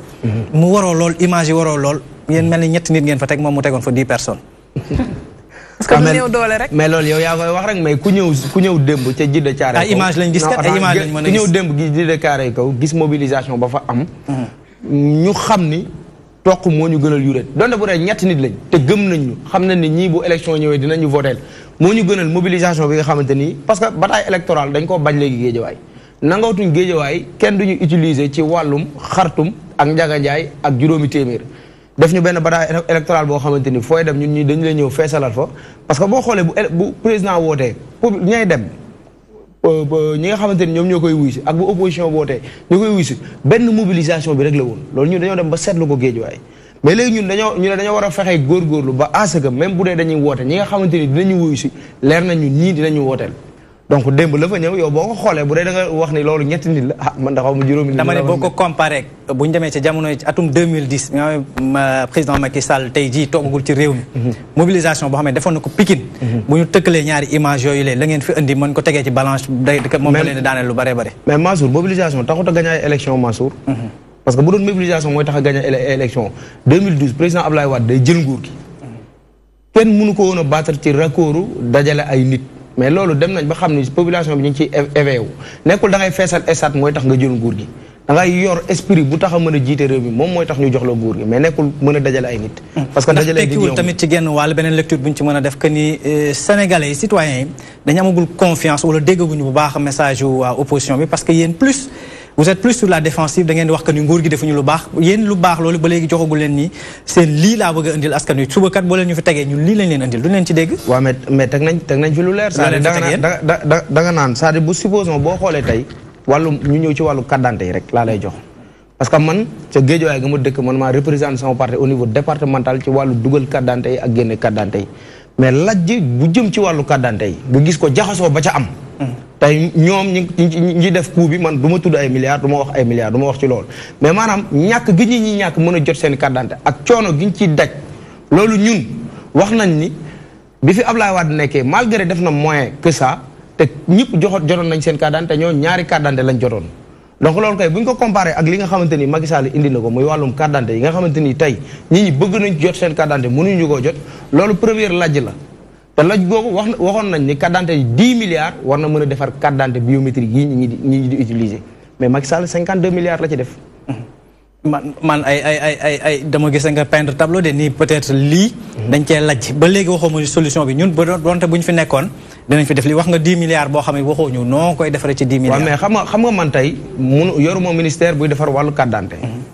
yoruma mais sa mbébét mooy suba nga yor ministère buy defar ay carte d'identité. sant yàlla la mais yoruguma ministère bu yor wàllu carte d'identité mais promesse bi ñuy def mooy peut-être tey bu ñu joxoon nguur gi ñun bu ñu joxoon nguur gi ñun à travers nos leaders. war nañoo mën a def loo xamante ni tey Macky Sall yàq xaalis bi nga xam ne ni ñu koy def ci nguur gi ñun duñ ko defee moom ni ñu koy defee. may ma la. voilà nga bokk gis-gis ngeen ne IED da ngeen di woote 23 juin bis jour bu ñuy voté li nga xam ne mooy parrainage bi ci assemblée déjà est-ce que tey jii yéen. li ngeen di woote buñ ko xawee jàngat tuuti est-ce que nekkul bu ñu fàttali ko li nga xam ne moo xewoon le 23 juin foofu ci buntu assemblée est-ce que nekkul leen un peu di woote à la violence par rapport ak li fa xewoon de un de deux est-ce que tey jii yaakaar ngeen ne sax population bi wala askan wi de manière générale dinañ ñëw ci appel boobu nga xam ne woote ngeen ko bis bu nga xam ne moom la ñuy voté loi boobu noonu ci assemblée. booba la fa xewoon violence ya fa xewoon ñii fi toog ñoo ko fa woote woon. ñii fi toog ñoo fa defoon ñoo fexewoon deret tuuru fa. am na ñu su nekkoon nekk léegi opposition. ñii fi toog tey ñu am suñ président assemblée nationale boo xam ne xeer la gàdd woon ñëpp teg ci bët muy suñu maam. ñii fi toog tey ñoo fa nekkoon doon sànnanteeg policiers yi di taal ci tali yi Abdoulaye Wade daan leen bàyyi ñuy def lan war a def ñii fi toog ñoo defeen loolu mais ñun duñ def loolu ku ñu ko nar a def loolu sax dañ ko dul def parce que dëkk bi toll na foo xamante ni nekkatul toj ak yàq ak rayante moom moo koy réglé. danaa la sànq changement dafay am parce que ñun ndaw ñett yi gën a cher ci ndaw yii la kattan ak xelam léegi nag yow sa kattan ak sa xel bu dee da nga koy utiliser ci loo xamante ni ci violence la pour mën a jot sa nguur bis boo jotee nguur ma da ngay yàq dëkk bi moo waral ñii li ñu am di tey parce que ci violence lañ ko jotee président assemblée nationale bu yoroon xeer tey bu yoree assemblée nationale Sénégal mënu fa nekk lu dul daggasante ku wax mu tontu la loolu moo xew ci ñoom mais ñun loolu mënul xew ci ñun 23 juin bii di ñëw mën nañoo woote mais buñ demee on va le faire pacifiquement incha allah. ndax yaakaar ngeen ne sëñ Ousmane a ngi ree ndax yow di nga dem ci woote ga toogaanu ñaxtu la ñu wax en principe warul am ay lacrymogène. xanaa di wax ni engagé wul peut-être météo bi sama bopp la engagé débat bi ni nga ko waxee Mansour sànq am na sens quand même que ku bëgg a laaj réew mi il faut nga am 50% pour gagner bu dee 1% lañ la laaj nga kii ko mën a am loolu mais li ma ci gêné Mansour mooy bàyyi ba élection yi di jub si ngay changé ni ñu war a doxalee élection xam nga loolu tamit day xaw a faible suñu démocratie benn ñaareel bi aussi mooy président yaakaar naa bëgg na dialogue yàgg na ko wax lu mel nii bu taxee bëgg jël décision est-ce que mën woote dialogue dal naa toog opposition bi discuter xam lii c'est pertinent ou pas wala bëgg ko imposer ni dama yooyu moo xaw a jaaxal mooy dialogue bi ndax dina sori ndax tant que ministre de l'intérieur moom mi ngi ci poste bu dee da ngaa bëgg a dialogue nga ne opposition bi laay joxal ñu ñaar ñoo war a bëri ñu ñaar rek la amul ñetteel donc bu mu bëggee jël décision war ma jël unilatéralement décision bi dama ko war a jël ak keneen est-ce que mën ci discuter même bu dee décision bi jàllul ñoom am nañu proposition contre proposition léegi la mais je pense que ni ñu bëgg a doxale nii peut-être mën naa indi problème mais tamit ni nga waxee logique na que vraiment problème booy xool problème rentabilité problème lépp mais daal période bi ñu ko def man jaaxal na wala bàyyi ba élection yi di jëm contexte bi Alaaji Sall xam nga li Mansour wax ak Baye Ousmane li mu wax man dama ciy ànd xam nga borom kër yenn ko tu xëddeen dañuy yëgoo rek soog a jóg ko man dama jàpp ne gis nga opposant ak ki nekk pouvoir ñoo bokk bëgg-bëgg ku ci nekk da nga yaakaar ne boo yoree ni nga yoree moo baax man gisuma ci kenn ko xanaa bañ na réew mi bokk man gisuma tax man ku nekk opposition ak ki nekk pouvoir ñoom ñaar laa yemal dama jàpp ne ku nekk da ngaa bëgg a defar léegi nag li leen di séparer lu ndaw la muy lan toog di waxtaan parce que ki nga xam ne ñun attention opposition bi ñoom ñooy suñuy bët ak ci ñi yore pouvoir ki nga xam ne mooy suñuy bët ci ñi yore pouvoir kooku dafa war a doon nag nit ku li ñu leen koy waxee un esprit sain dans un corps sain yow ni nga ko waxee léegi boo dee ndaw sa yaram frais da nga war a am xel mu sell moom nag ngay am nga xool 60 ans ci ginnaaw bon 58 ans ci ginnaaw 60 ba 2018 58 ans bientôt ñu dem 2 ans retraite bu doon nit tey nga xool li fi nekkoon rek li fi nekk est-ce que yéen jeunes yi waru leen indi beneen méthode boo xam ne bu dul bii di utiliser sax yenn mooy ay sunu maam yoroon na gàddu na xeer loolu góom buy wér nga di ko xolliwaat amul sens yow indil rek li nga war a proposer man je crois solution lañ toll quoi yéen ay jeunes ngeen Mansour nee na la yéen bu ngeen yoree réew mi lan ngeen bëgg a def nga ne ko Mansour ñun bu ñu yoree réew mi lii la ñuy def dañuy bañ ñu jël ko dóor ko si pied sa xanaa mais mënuñu ko def xam gis nga wax bu feebaree sa nopp yi koy dégg dañuy wér fii baram nee naa la kenn nelawatul Sénégal ñi doon dajen ñoo daanu ci kaw ñi doon nelaw jóg romb ñi doon sëlmu kenn nelawatul ba Ousmane léegi nag li fi nekk mooy lan waxtaan mooy dund gor li nga wax nii président na woote dialogue même bu ñu ñëwul moom def na devoir am rek ñi bëgg a ñëw mu ne man kat lii laa bëggoon ba ñuy am 1 sur 10 65 000 signatures ku ko amul doo mën a nekk candidat président de la République parce que loolu li muy aar man de njariñ bi ci ni ma ko gisee démb wax naa ko fi Petit Mbaye bëggoon na fi nekk président de la République Youssou Ndour bëggoon na ko nekk mais imagine toi tey ay sénégalais lañ comme ñun mais tey ñooñu tey bu amaante bu ñu leen joxoon suñu réew mun na am tey jii dinañ nekk ci yeneen jafe-jafe parce que du seen domaine mais xaalis a taxoon ñu bëgg ko def mais est-ce que xaalis la est-ce que xaalis rek mooy àdduna dafa am lu ko mesure d'accompagnement yi nag mooy lan mooy lii président teg mais na woote dialogue ko amul lii doo ko mën a boo ko amee nag ba am ko ñu ñëw ñu xam nga am nga capacité yi jàkk-jaa ngi noonu ko mën na nodd changement de méthode la persa la wax ndax jotul non mais moom xam nga li mu wax sax c'est-à-dire boo diggee ma tudd ki yoroon xeer c'est parce que kii moo ma posé question ne ma ndax da ngeen a bëgg a defaat lu mel noonu ma ne ko ñun ñaar lañu am yu gën a cher ci ñun mooy suñu kattan ak suñu xel duñ ko jël di ko pasaree parce que tey bu demee ba jeex amatul lu njariñ bu bari ci population bi même bu ñu ci woowoon ñun ci sànni ak ci xeer ñun duñu dem di ko defal ko yàlla bind parce que du loolu moo war a doxal Sénégal am na beneen méthode bu ko war a mën a doxal que de sànni wala ngay toj parce que loo fi toj yaa koy defaraat ak sa xaalis. alors Mansour. ci geneen wàll boo xoolee deuxième point bi waaw ci wàllum Guédiawaye la bande des filaos sujet de toutes les convoitises. voilà muy li nga xamante ni mooy bande filao bi nekk ci wetu corniche bi su ma juumul. ñu gis ci jamono ji weesu bari woon na coow ju am ci bande filao boobule yéen ngeen nekk kuréel goo xam ne da ngeen jóg ni da ngeen bëgg a protéger wu maanaam da ngeen bëgg a taxaw tey ji bande filao boobu jëfandikoo nga xam ne dañ koy jëfandikoo. mu doon ci anam yoo xam ne jaarul yoon mu dakk waaw bande verte bi avant ma cee wax il faut mu ñëwaat tuuti ci Guédiawaye xam nga Guédiawaye tey boo xoolee man doomu Guédiawaye laa kii Guédiawaye moom mës na fa dëkk mais Guédiawaye feete nañ 50 mais Guédiawaye bi ñu ko defee département ba tey doomu Guédiawaye mësu ko jiite ñeneen ki fa nekk doomu lan la ñeneen ñooy jóge feneen rek xoolal rek ñeneen ñooy jóge feneen rek di ñu jiiteel Guédiawaye je le parle ak mettitu xol parce que li tax mooy man at bi ma juddu Guédiawaye fekk na mu dox ba suñu yaay ñëw fa et tout ça mais bi Guédiawaye di Guédiawaye ba tey doomu Guédiawaye mosul jiite Guédiawaye Chérif Macky Sall moo ko jege jiite 1996 ki ci tegu jiite ko Cheikh Sarr ki ci tegu tey jiite ko muy Chérif Macky Sall Bokar Sadikh Kane ki Chérif Macky Sall ñëwaat tey Aliou Sall rakku président ñëwaat jiite Guédiawaye askan bi teg ko fa ñu ñuy tuddee c'est-à-dire mën na am nit mën na def benn affaire rëccu ko mais loolu dañ ko rëccu fi mu ne nii léegi décision bi ñu jël ñun fi mu ne nii mooy fexe ba ñun suñu département muy banlieue ñu bañ ñoo tuddatee picc yi nga xam ne dañ leen di sotti ay dugub ñu koy cof parce que loolu la ñuy wax waa Guédiawaye ñi nga xamante ne ay xar lañ dañ leen di jox ay lekk ñu koy bu ñu gisee xaalis dañuy daw loolu la ñuy tuddee parce que ku ñëw jël ko xaalis nga ko jëlee loolu d'abord lañ fa bëgg a njëkk a jëlee Guédiawaye doomu Guédiawaye jël ko parce que valeur jóg na Guédiawaye li tax mooy xale boo ci gis mi ngi bëgg a dajale ñetti nit ba ñeenti nit pour Alioune Sall woo ko jeunes yi liggéeyatul te loolu day taayalloo ay jeunes Alioune Sall woo la jox la 4 millions wala 5 millions nga lekk ko beneen groupe ñëwaat pari foot yi Guédiawaye la ëppee Guédiawaye la pari foot gën a feesee ci ndaw Guédiawaye ci ndax lan parce que ñoom gëm nañ ni ka fa nekk maire moom boo dajalee sa 5 personnes boo ñëwee da lay jox 4 millions te à ce moment Guédiawaye am na ay agents municipaux yoo xam ne maa toog dégg Alioune Sall wax temps yële passe ñu doon wax ci bande verte mu ne ba le 12 boobu agents municipaux yi nga xam ne ñoom ñoo nekk ci municipal yi nekk di liggéey ci mairie ba fayee kooguñ faute ndax Guédiawaye amul recette mais Alioune Sall comme yàpp Guédiawaye amul recette te nga dajale say 308 di ko joxe Guédiawaye amul recette te nga fay wàcc sa ay centaine de tonnes de ceeb di ko jox imam bi Guédiawaye amul recette te ngay génn di joxe alal jurul jeex bu la Guédiawaye ñoroon est-ce que doo fay ñay liggéeyal Guédiawaye donc loolu la faute c'est à nous la population de Guédiawaye nangu nañ ko mais léegi nag nit mën naa nangu li ko dal ba pare waaye mu xool ci solution mooy lan Guédiawaye dafa am ay doom ya mooy lan mën naa ci citer pas mal de personnes man je suis de Bokk Gis Gis je suis le coordonnateur départemental de Bokk Gis Gis investi récemment dans la coalition gagnante à Guédiawaye doomu Guédiawaye ya fa nekk bokk na ci tey boo xoolee am na ku ñuy wax Baara Gueye Clean Awal maga Guédiawaye kooku doomu Guédiawaye la acteur la boo xamante ni tey mi ngi dimbali ay doomu Guédiawaye te deful politique mi ngi jël ay doomu Guédiawaye ñuy liggéey ci ay entreprise te deful politique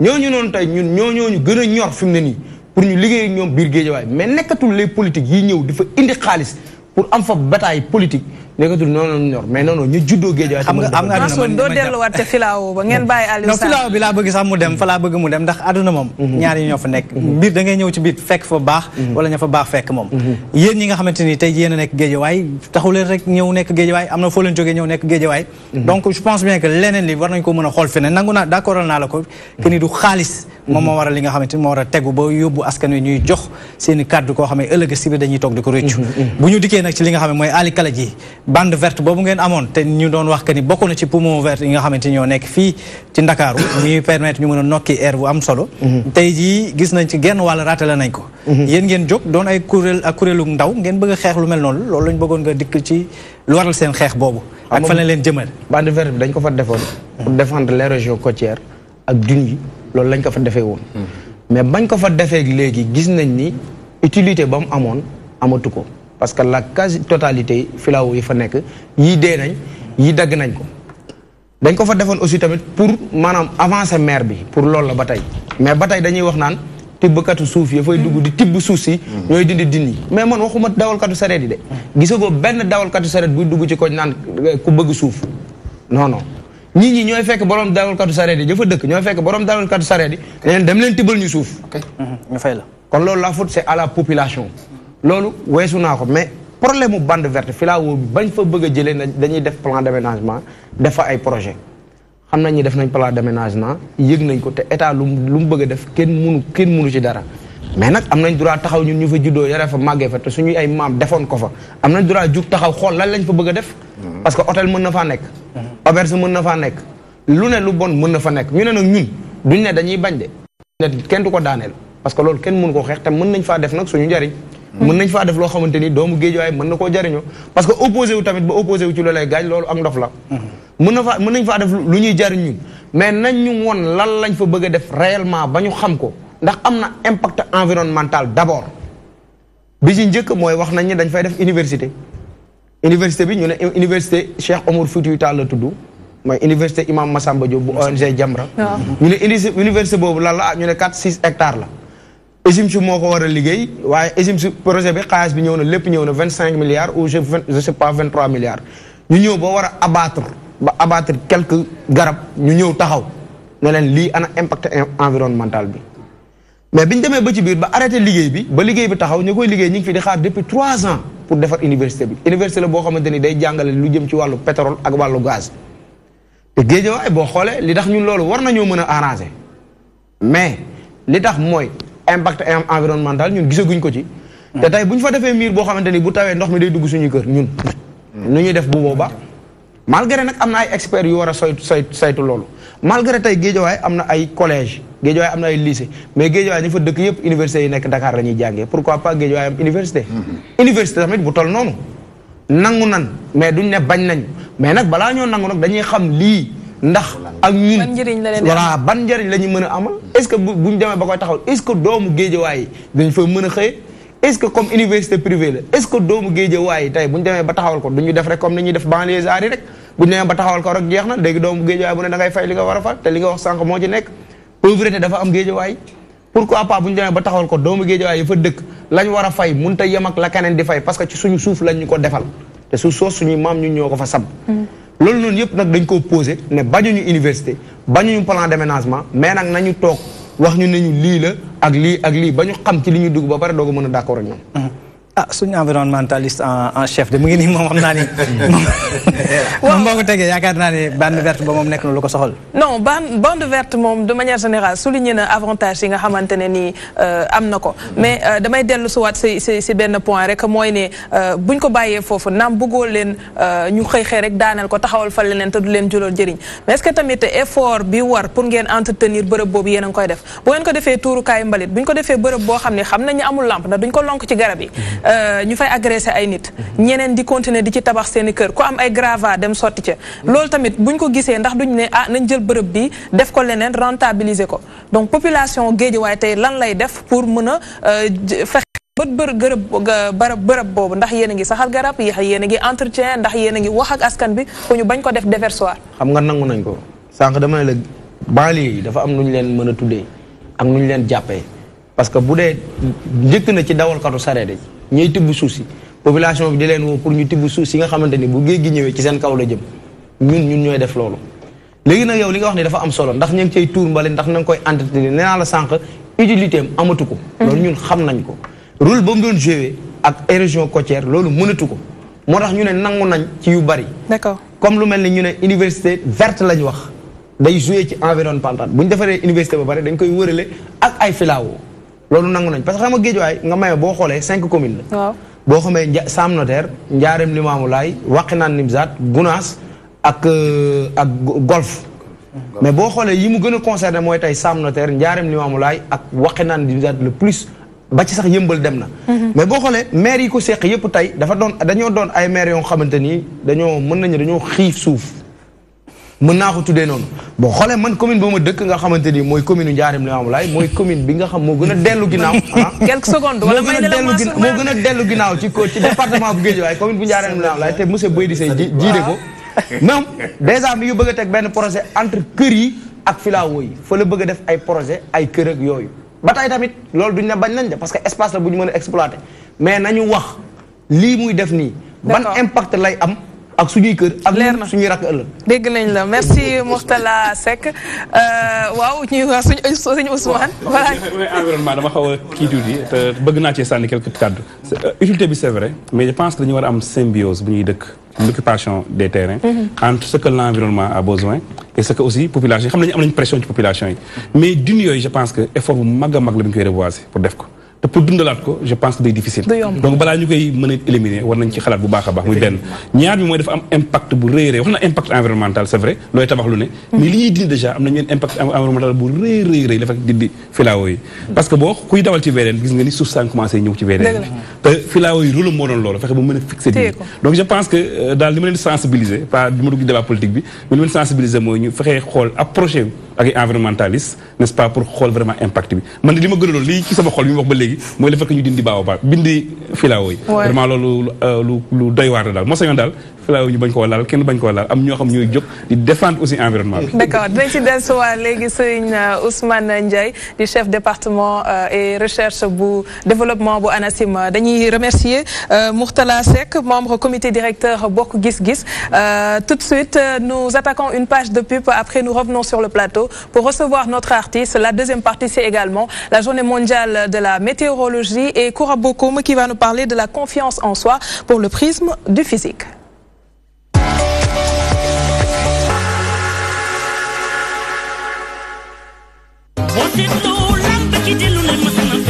mbokk mi yaaral ma laaj kañ la bis baa ngi noonu Serigne Modou Niang le promoteur de l'internat dellusiwaat na ci stade Iba Mar Diop ndaw lu rëy jeudi le 29 Serigne Modou Niang ñan lañ indil Modou Awatine borom technique bi doomi Bawol ji war a dajeeg kan Brise de Mer bu jógee Yoof jóg kooku ma war a dajeeg Modou Awatine ñu ni mbokk yi Serigne Modou Niang ndax foofu nga yem mu ni yem ma foofu rek damaa jëli ndigal boole ko kan 10 000 problème Serigne Modou Niang yemul foofu jëli kan Jaw Fara war a laaleeg Tidiane Faye numéro 2 Zerzan war a laaleeg Caatu Bambay Bildin war a laaleeg Caatu Réseau Ndaamal Daaru war a laaleeg Bonis Zal bu Gonaas di dajeeg MC Bébé Jackson war a dajeeg Abada Robert war a laaleeg Bébé Modulo doomu Géto menn mi war a dajeeg Pape Thiam sëñ Modou Niang ñu ni dara boobu kan lañ ko tuddi booba mu ni ma Samba Dieye groupe baax mi nga xam ne ci baax rek lay dox sëñ Modou Niang ana bis lu mu rëy rëy am na ñu la wala gunge mu ni lan Zanar assurance soxna na fi Fallou Fall Sokosine ciy sëñ Modou Niang bis baa ngi noonu mbokk yi bisu lamb la bisu espoir la Modou Awatine Brise de Mer jeudi le 29 mars ci stade Iba Mar Diop en direct DTV kay sëñ Modou yàgga lamb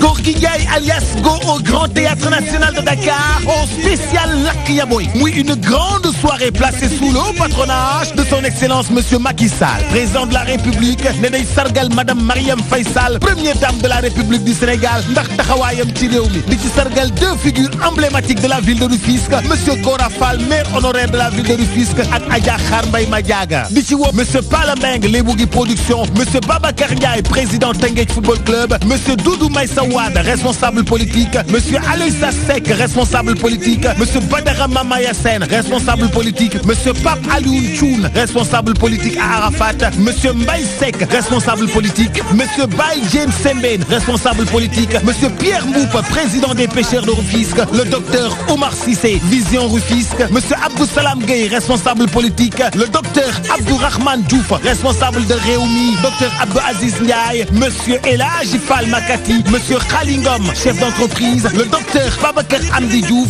Monsieur Ibamar Diong. Monsieur Mokhtar Beskay Diop, Moualadi Beskay Diop. Monsieur Mam Demba Ndiaye. Monsieur Chercham, président des bijoutiers de Rufisque. Le docteur Alioune Diop, Grand Bao. Monsieur Babacar Khouma, l'international. Monsieur Cheikh Tidiane Ndoye, l'international. Mamadou Moulay Gueye, président association des tailleurs de Rufisque. Monsieur Adam Ambeng, responsable politique à Bargny. Monsieur Omer Seck, responsable politique. Monsieur Ngagne Pouy, promoteur. Diagne Pouy du promoteur. Monsieur Jean-Alain Gueye, Mamadou Ba, responsable politique à Tivaouane Peulh. Abdoulaye Sow, responsable politique à Rufisque. Go, qui s'est invité d'honneur, Mouné Omar Pène, le lead vocal du Super Diamono, l'ami de la jeunesse sénégalaise. Boki amateur yi Khadim Production moo fas yéene dellu si au stadium Iba Mar Diop le 28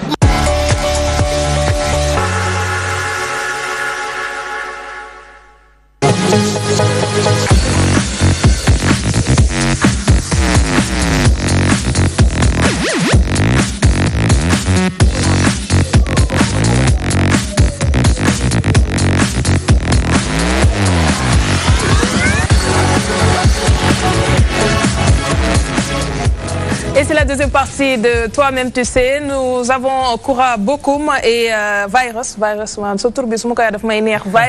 qui nous rejoignent sur ce plateau. Nañ ko waxee woon sànq rek commencé woon nañ ko sànq muy wàllu style musical bi ngay def bëgg naa nga dellu si rap hardcore la rap engagement rap xawma lan ban style wala yow fuñ la woo rek war nga faa mën a. Voilà, parce que en fait moi je me vois pas comme un rappeur, moi je me vois comme un artiste. Donc du coup, moi je fais différents styles de musique, comprendre. Sauf le mbalax bien sûr. Donc demain def R&B, je chante, je rappe, je joue à la guitare, je fais des acoustiques. Ah, jouer à la guitare. Voilà, je joue à la guitare en même temps aussi. Je fais des acoustiques, je fais différents styles de musique. Voilà. Est-ce que am nga ay production yoo xam ne jot nga ko def wala di dem des fois tëgg si benn site moo xam ne nit ñi mën nañ la fa fekk? Si. Déjà booy xool daan jouer ak benn orchestre bu tudd Roussou Djung Djung dañ doon jouer ay soirées bistrot de Paris tous les vendredis ak samedi yoo xam ne ak orchestre j'avais ma guitare nekk en live et tout. Alors tey rap bi noo ko gisee ndax de plus en plus de jeunes se lancent dans la musique nekk na créneau boo xam ne ñu bëri ñu ngi siy jublu léegi en tant que jeune nekk porteur de voix ni nga ko doon waxee sànq tey ban regard nga am ci jeunes yi liggéey bi nga xam ne ñu ngi koy def ci wàllu rap bi. Ah mais si c'est cool parce que booy xool comme auparavant tey da ngay xool rap bi dafa gën a yaatu quoi dafa gën a gagner benn surface gën a élargie parce que bu njëkk ba booy xool nouvelle génération bi ils étaient pas trop intéressés ci côté rap et tout quoi booy xool mbalax bi moo ëppoon doole quoi maa ngi jégalu. Ah mais am na ñoo xam ne ñu ngi versé ci mbalax bi bàyyi li nga di mixer rap ak mbalax. je sais mais léegi ça a diminué loolu maintenant ça a diminué comme par rapport bu njëkk ba da ngay xool mbalax activité mbalax rek ngay gis gars yi ñu génn mais léegi da ngay dem ci concert da ngay gis y a différentes sortes gars yi nga xam ne ñu jógee ci différentes sortes de stades yoo xam ne dañuy jógee fa sori juste ndax rap et donc auparavant loolu amu foon da ngay dugg ay salles de spectacle da ngay gis différents âges da ngay gis ay paa da ngay gis ay mag da ngay gis ay xale yu tuuti waaw donc léegi maintenant rap bi dafa gën a dem ba gën a am doole fii Sénégal. man lenn moo ma jaaxal yéen toléré woo leen ñuy jël rap bi di ko booleeg suñu mbalax bii nga xam ni neex na ba bëgg a dee luñ mënta wax. te yéen mën ngeen importer beneen style musical yokk ko si suñu rap bi. non pas ñun toléré ko parce que là quand tu wax ñun toléré ko. nga ne sànq sauf le mbalax. yow tu généralises. Non si donc je vais pas faire du mbalax pur et dur mais je peux prendre par exemple jël benn beat. Pourquoi pas mixer quoi avec marimba et tout j'aime ko def ak sama propre style seulement mu correspond mu bañ a bëri bruit ma tegu ci pourquoi non mën na am tama parce que ñun tama moom lañ fi am fii lañ koy fekk fii lañ fay bàyyi mën na am tama mais c'est juste que sànq waaw bi nga dégloo kenn nan la wax te kenn du la faale waaw per ça la déglu nga ko sànq loo wax si wayam bi mais nag ni mu ko décortiquer d'une part damay ànd ak moom parce que nit ki tamit bu dee da ngay yéeg ci garab gi bu dee ku la sànni xeer nga wàcc fayu bu yàgg da ngay toog waaw côté boobu mën naa gisee foofu mais nag aussi bu la kenn faale wala bul faale kenn tamit nit ki des fois kilifa dafa baax parce que boo faalewul kenn aussi boo yëkkati sa loxo bi ni faalewul kenn yëkkati bi sa ni kenn faalewul. kenn faalewul dëgg la. moo tax ñetti version yi nag xaw ma nag ban nga ciy waxee mais bi nga waxee sànq moom. ni nga waxee sànq. éducation la da nga véhiculer benn message boo xam ni niñ koy déggee dafay yaatu. léegi nag yow la nga ci jublu yow yaa ko xam. mais man ni ma ko déggee bi nga ne bu la kenn bul faale kenn. wala bu la kenn faale faale kenn. wala en fait kon peut-être. xam naa t'as mal compris parce que dama ne. comme par exemple tey gis nga nit ki. kon kan ngay clash comme léegi texte bi c'est pas un clash. non kon yow am. non man en fait c'est pas un clash nee naa la écoute la ba nga xam ne ça parle de moi. mais en même temps ça véhicule d'autres messages. comme par exemple amul ku lay clash yow. ndax amul man ku may clash. mais je sais pas xam nañ képp ku nekk si yoon di dem dañ lay clash. voilà léegi nag moo tax ma wax li ma la moo tax man la boo dee yéeg ci garab bu dee ku la sànni xeer nga fayu nga wàcc fay bu yàggee da ngay toqi mais man fi mu bëggoon def sax foofu gis nga rab ak mbalax. way wax la junni suukar. ok taasu wax la ñu xorom. rab ndax wax la junni pobar ba mu sax. jërëjëf Alaaji non jërëjëf dañ ci dellu si waat léegi ñu dalal suñu invité deuxième partie bi mu di Serigne Ousmane Ndiaye mu bokk ci ANACIM léegi.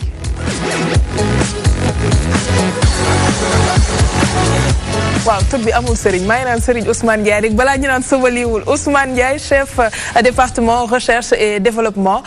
ca ANACIM ñuy waxtaanee tey wàllu météorologie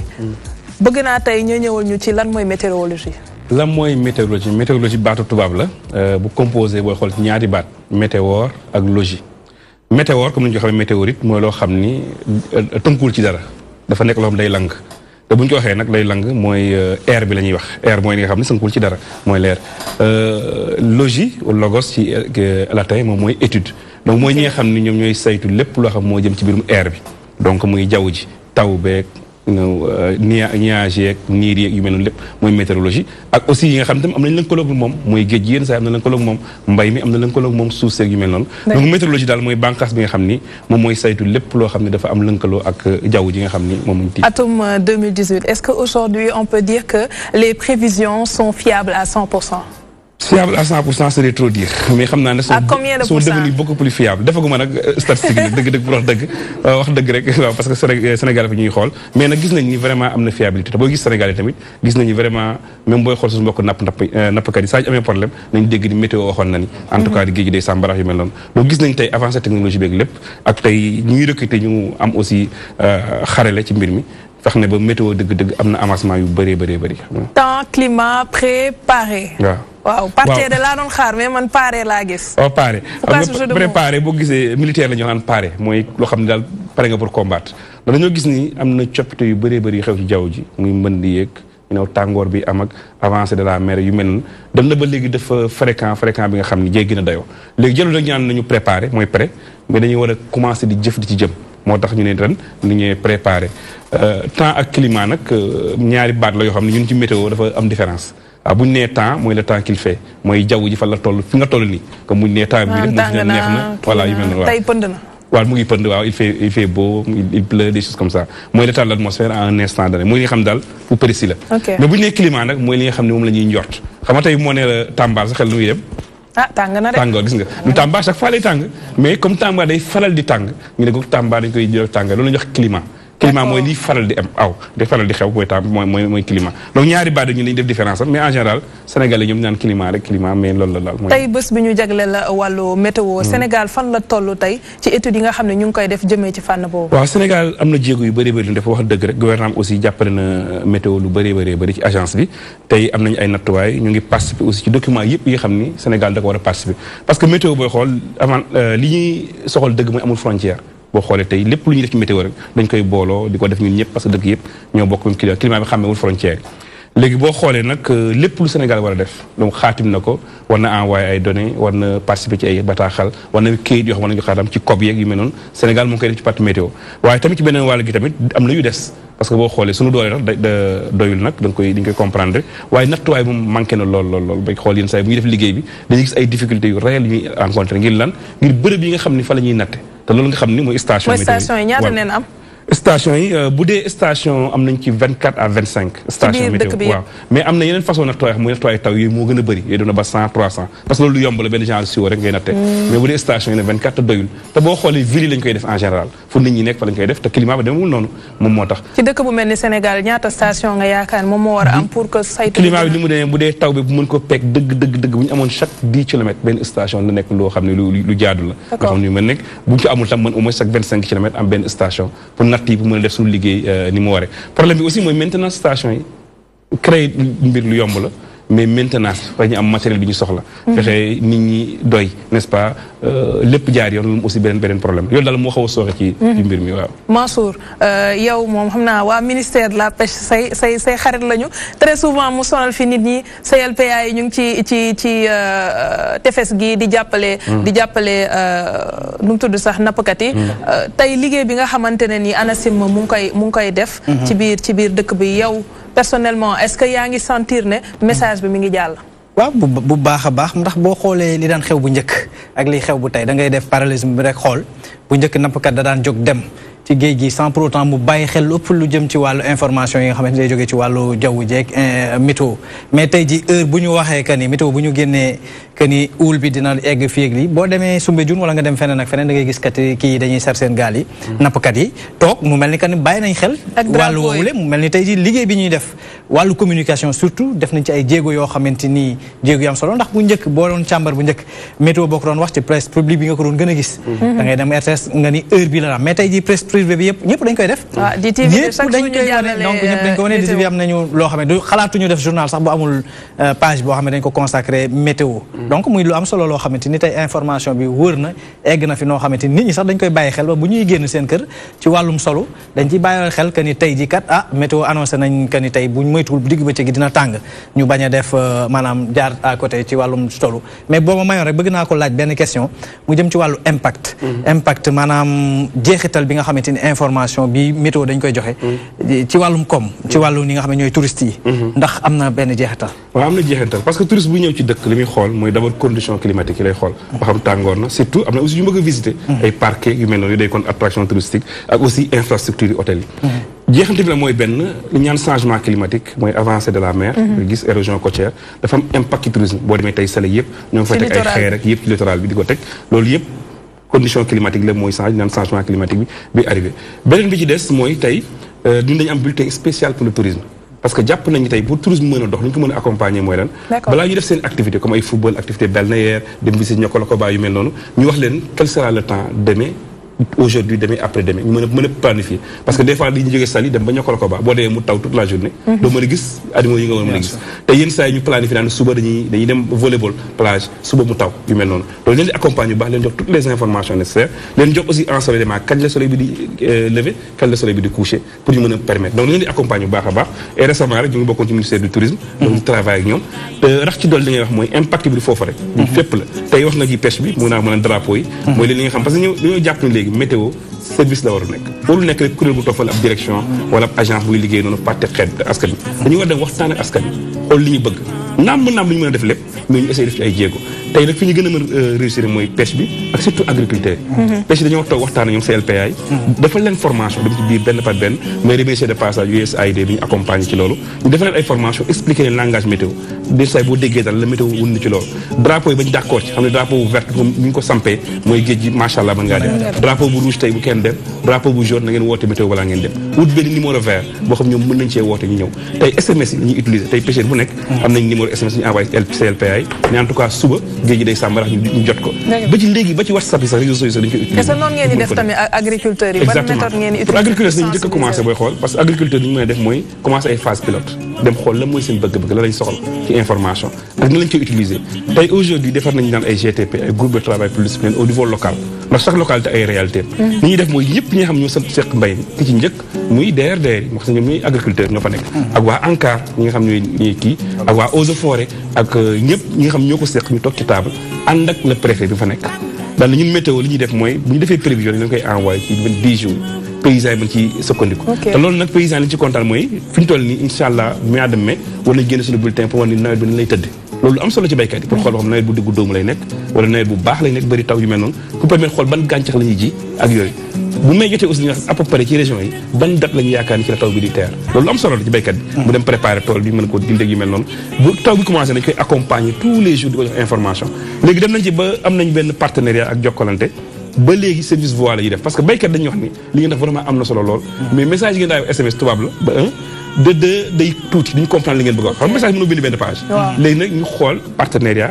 ak waa USAID ba ñu dimbali ñu ba léegi mën nañu envoyer voix léegi dañuy enregistré voix ci météo yónnee ko ci téléphone yi bu sonné boo xoolee numéro du nga ko xàmmee nga décroché ñu la météo nee na kat fan yi di ñëw day taw wax ko ci olof pour nga mën ko dégg donc on a fait beaucoup de démarches des na ñoo ngi def ay évaluation suivi évaluation yi def nañ ci ñaar déjà externe yoo xam du ñun ñooy dem ne ah la ñuy def baax na dañ ne aussi ñun yaakaar nañu ñoo ngi jàppale baykat yi est-ce que mën nañ jël benn privé mu dem enquête recoupé ñëw nañu effectivement li ngeen def baax na mi naam manqué ni li manqué na et dañ koy def chaque année insha allah di topp baykat yi Koura li nga sañsee nii tey ndax dangaa xool météo pare balaa ngay ñëw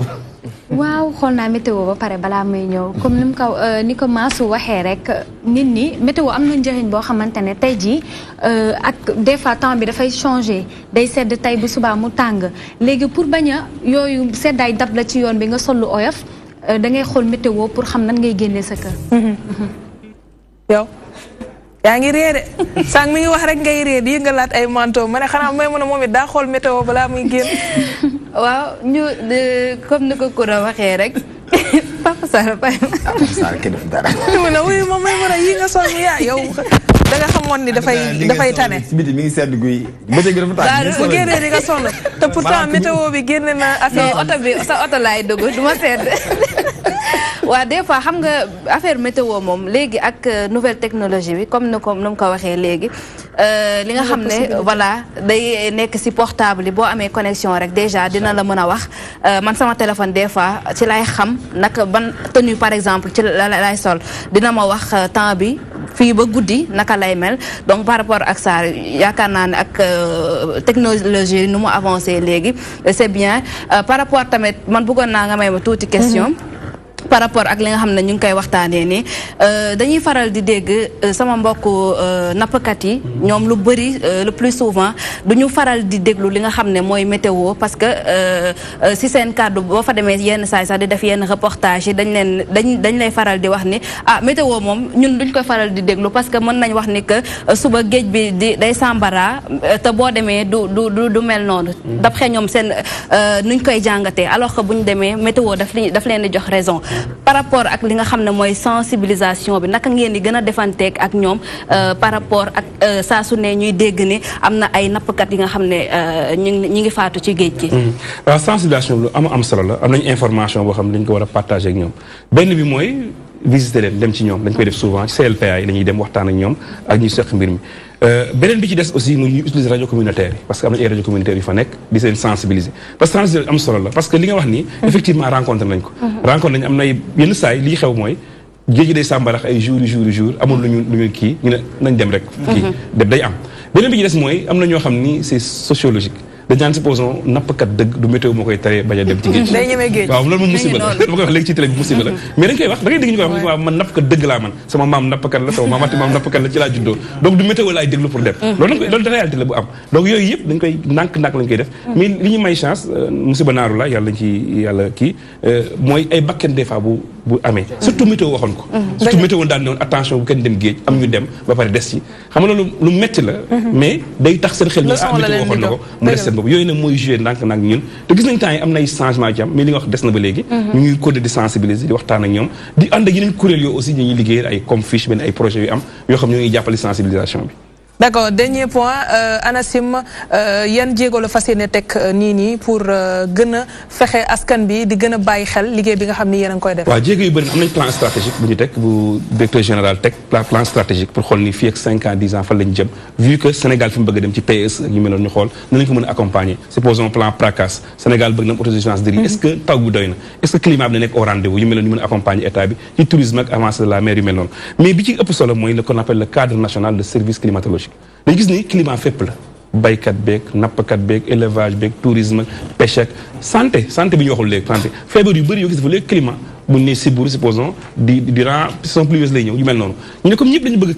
information climat nañ créé benn cadre boo xam ne du météo rek moo koy moom mais séq ak ñooñu ñëpp ak énergie ak hydrologie pour mën a waxtaan ak ñoom ba xool nañ mën a defaree benn cadre benn plateforme boo xam ne nañ mën a satisfaire l'information climatique loolu daal fi ñu toll ci la ñuy nekk officiellement te ñu ngi koy mettre en œuvre te je pense que incha allah bu sottee information climatique jàll beneen bi ñu teg rek mooy ñun service public lañ dañu am service public mooy tey mënuñu ne am nañ information pour nappkat bi mais bu fayul kenn du ko jox loolu nag day am problème mu ñu bëgg nag état bi yéen ñu jàppale ci mbir yooyu incha allah merci Ousmane Ndiaye di chef département recherche et développement ca ANACIM ñu dalal Koura Bokoum dans la rubrique beauté esthétique et bien-être.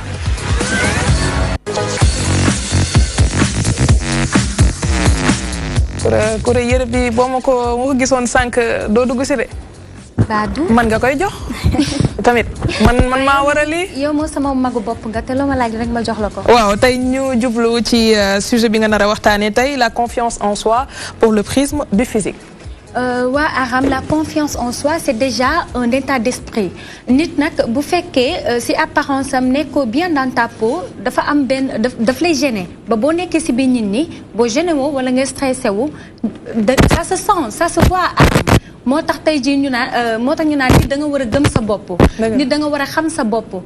moo tax mu am ay facteurs yu essentiels yuy tax nit mën a xam boppam muy force faiblesse opportunité ak menace 4 facteurs yooyu bu ko nit amee da ngay mën a cerner sa personnalité moo tax tey ma dem maa ngi leen di proposer benn élément nañ dem seetaan ko dellu si waat. D'accord. La confiance de soi, c'est ça. Peut être considéré comme un sentiment de sûreté, un sentiment d'assurance que l'on a vis-à-vis de soi-même.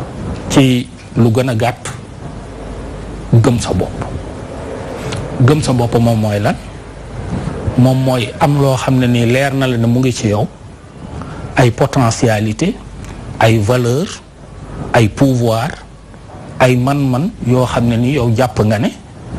que mu ngi ci yow kon war nga mun a dem ba di ko dundee war nga dem ba di ko mun a utiliser war nga dem ba di ko assumer di mun a dundee ak moom gëm sa bopp fu muy foo koy mun a amee ci si yarin bi la dana nekk ci yarin donc ci famille donc ci say àndandoo si sa njàng si say collègue ci média yi foofu laa gën a jàpp ne mun nañ fa gis mbiru gëm sa bopp nit koo xam ne dafa amee handicap day ne man mii kat su ma déjà maa ngi handicap donc ñëpp nii yemuma ak ñoom chance à plus forte raison nag su ma góorgóorluwul exemple bu gën a simple man dugg naa école ma jël 2e kenn rek moo ma rawoon sama classe sama papa ma ñëw wax ko kontaanul ma ne ko lu xew mu ne ma dangaa waroon a jël paie ndaxte yow xam nga ne lii dal la nii su àdduna demoon ba ci biir mbir yi métti kii ñii mun nañ dem nekki dokeer yenu saaku wala nangam mais xam nga yow loolu munoo ko kon yow njàng mi ak xam-xam bi ak rawante place yi rek yow loolu rek moo lay arrange moom loolu moo doon façon moom pour mu gëmloo ma sama bopp pour may raw samay morom moo tax wax dëgg yàlla ku ci amoon tur laa ci mbiru njàng àllam lu ci ëpp solo ci critères yi nga wax benn la rek mooy xamal sa bopp lu ci ëpp solo mooy xamal sa bopp soo xamee sa bopp rek gëm sa bopp bi après moo ciy topp gëm bi nag am na yoo xam ne nii gis nga soo xamee sa bopp da nga xam say qualité ak say défaut maintenant sa qualité yi da nga xool est-ce que ñeme nga ko mbubboo assumer wala ñemewu yoo ci mun yi nga jël yoo munul yi nga xaar ba moment bi ñëw parce que nag lu ne ak temps. Koura sa invité bi nga doon dalal kenn la. waaw kii mooy Ali Ousseynou Ba sociologue la moom laa demoon seeti démb pour wax ak moom ci cadre xam sa bopp nit la war nan la war a mën a def pour gëm boppam. déjà da nga war a xam sa bopp ba pare pour nga mën a gëm sa bopp. mi ngay wax lu am solo ba ma ko dégloo léegi nii Aram muy ci wàllu éducation parce que nit ñu baax ñoo xamante ne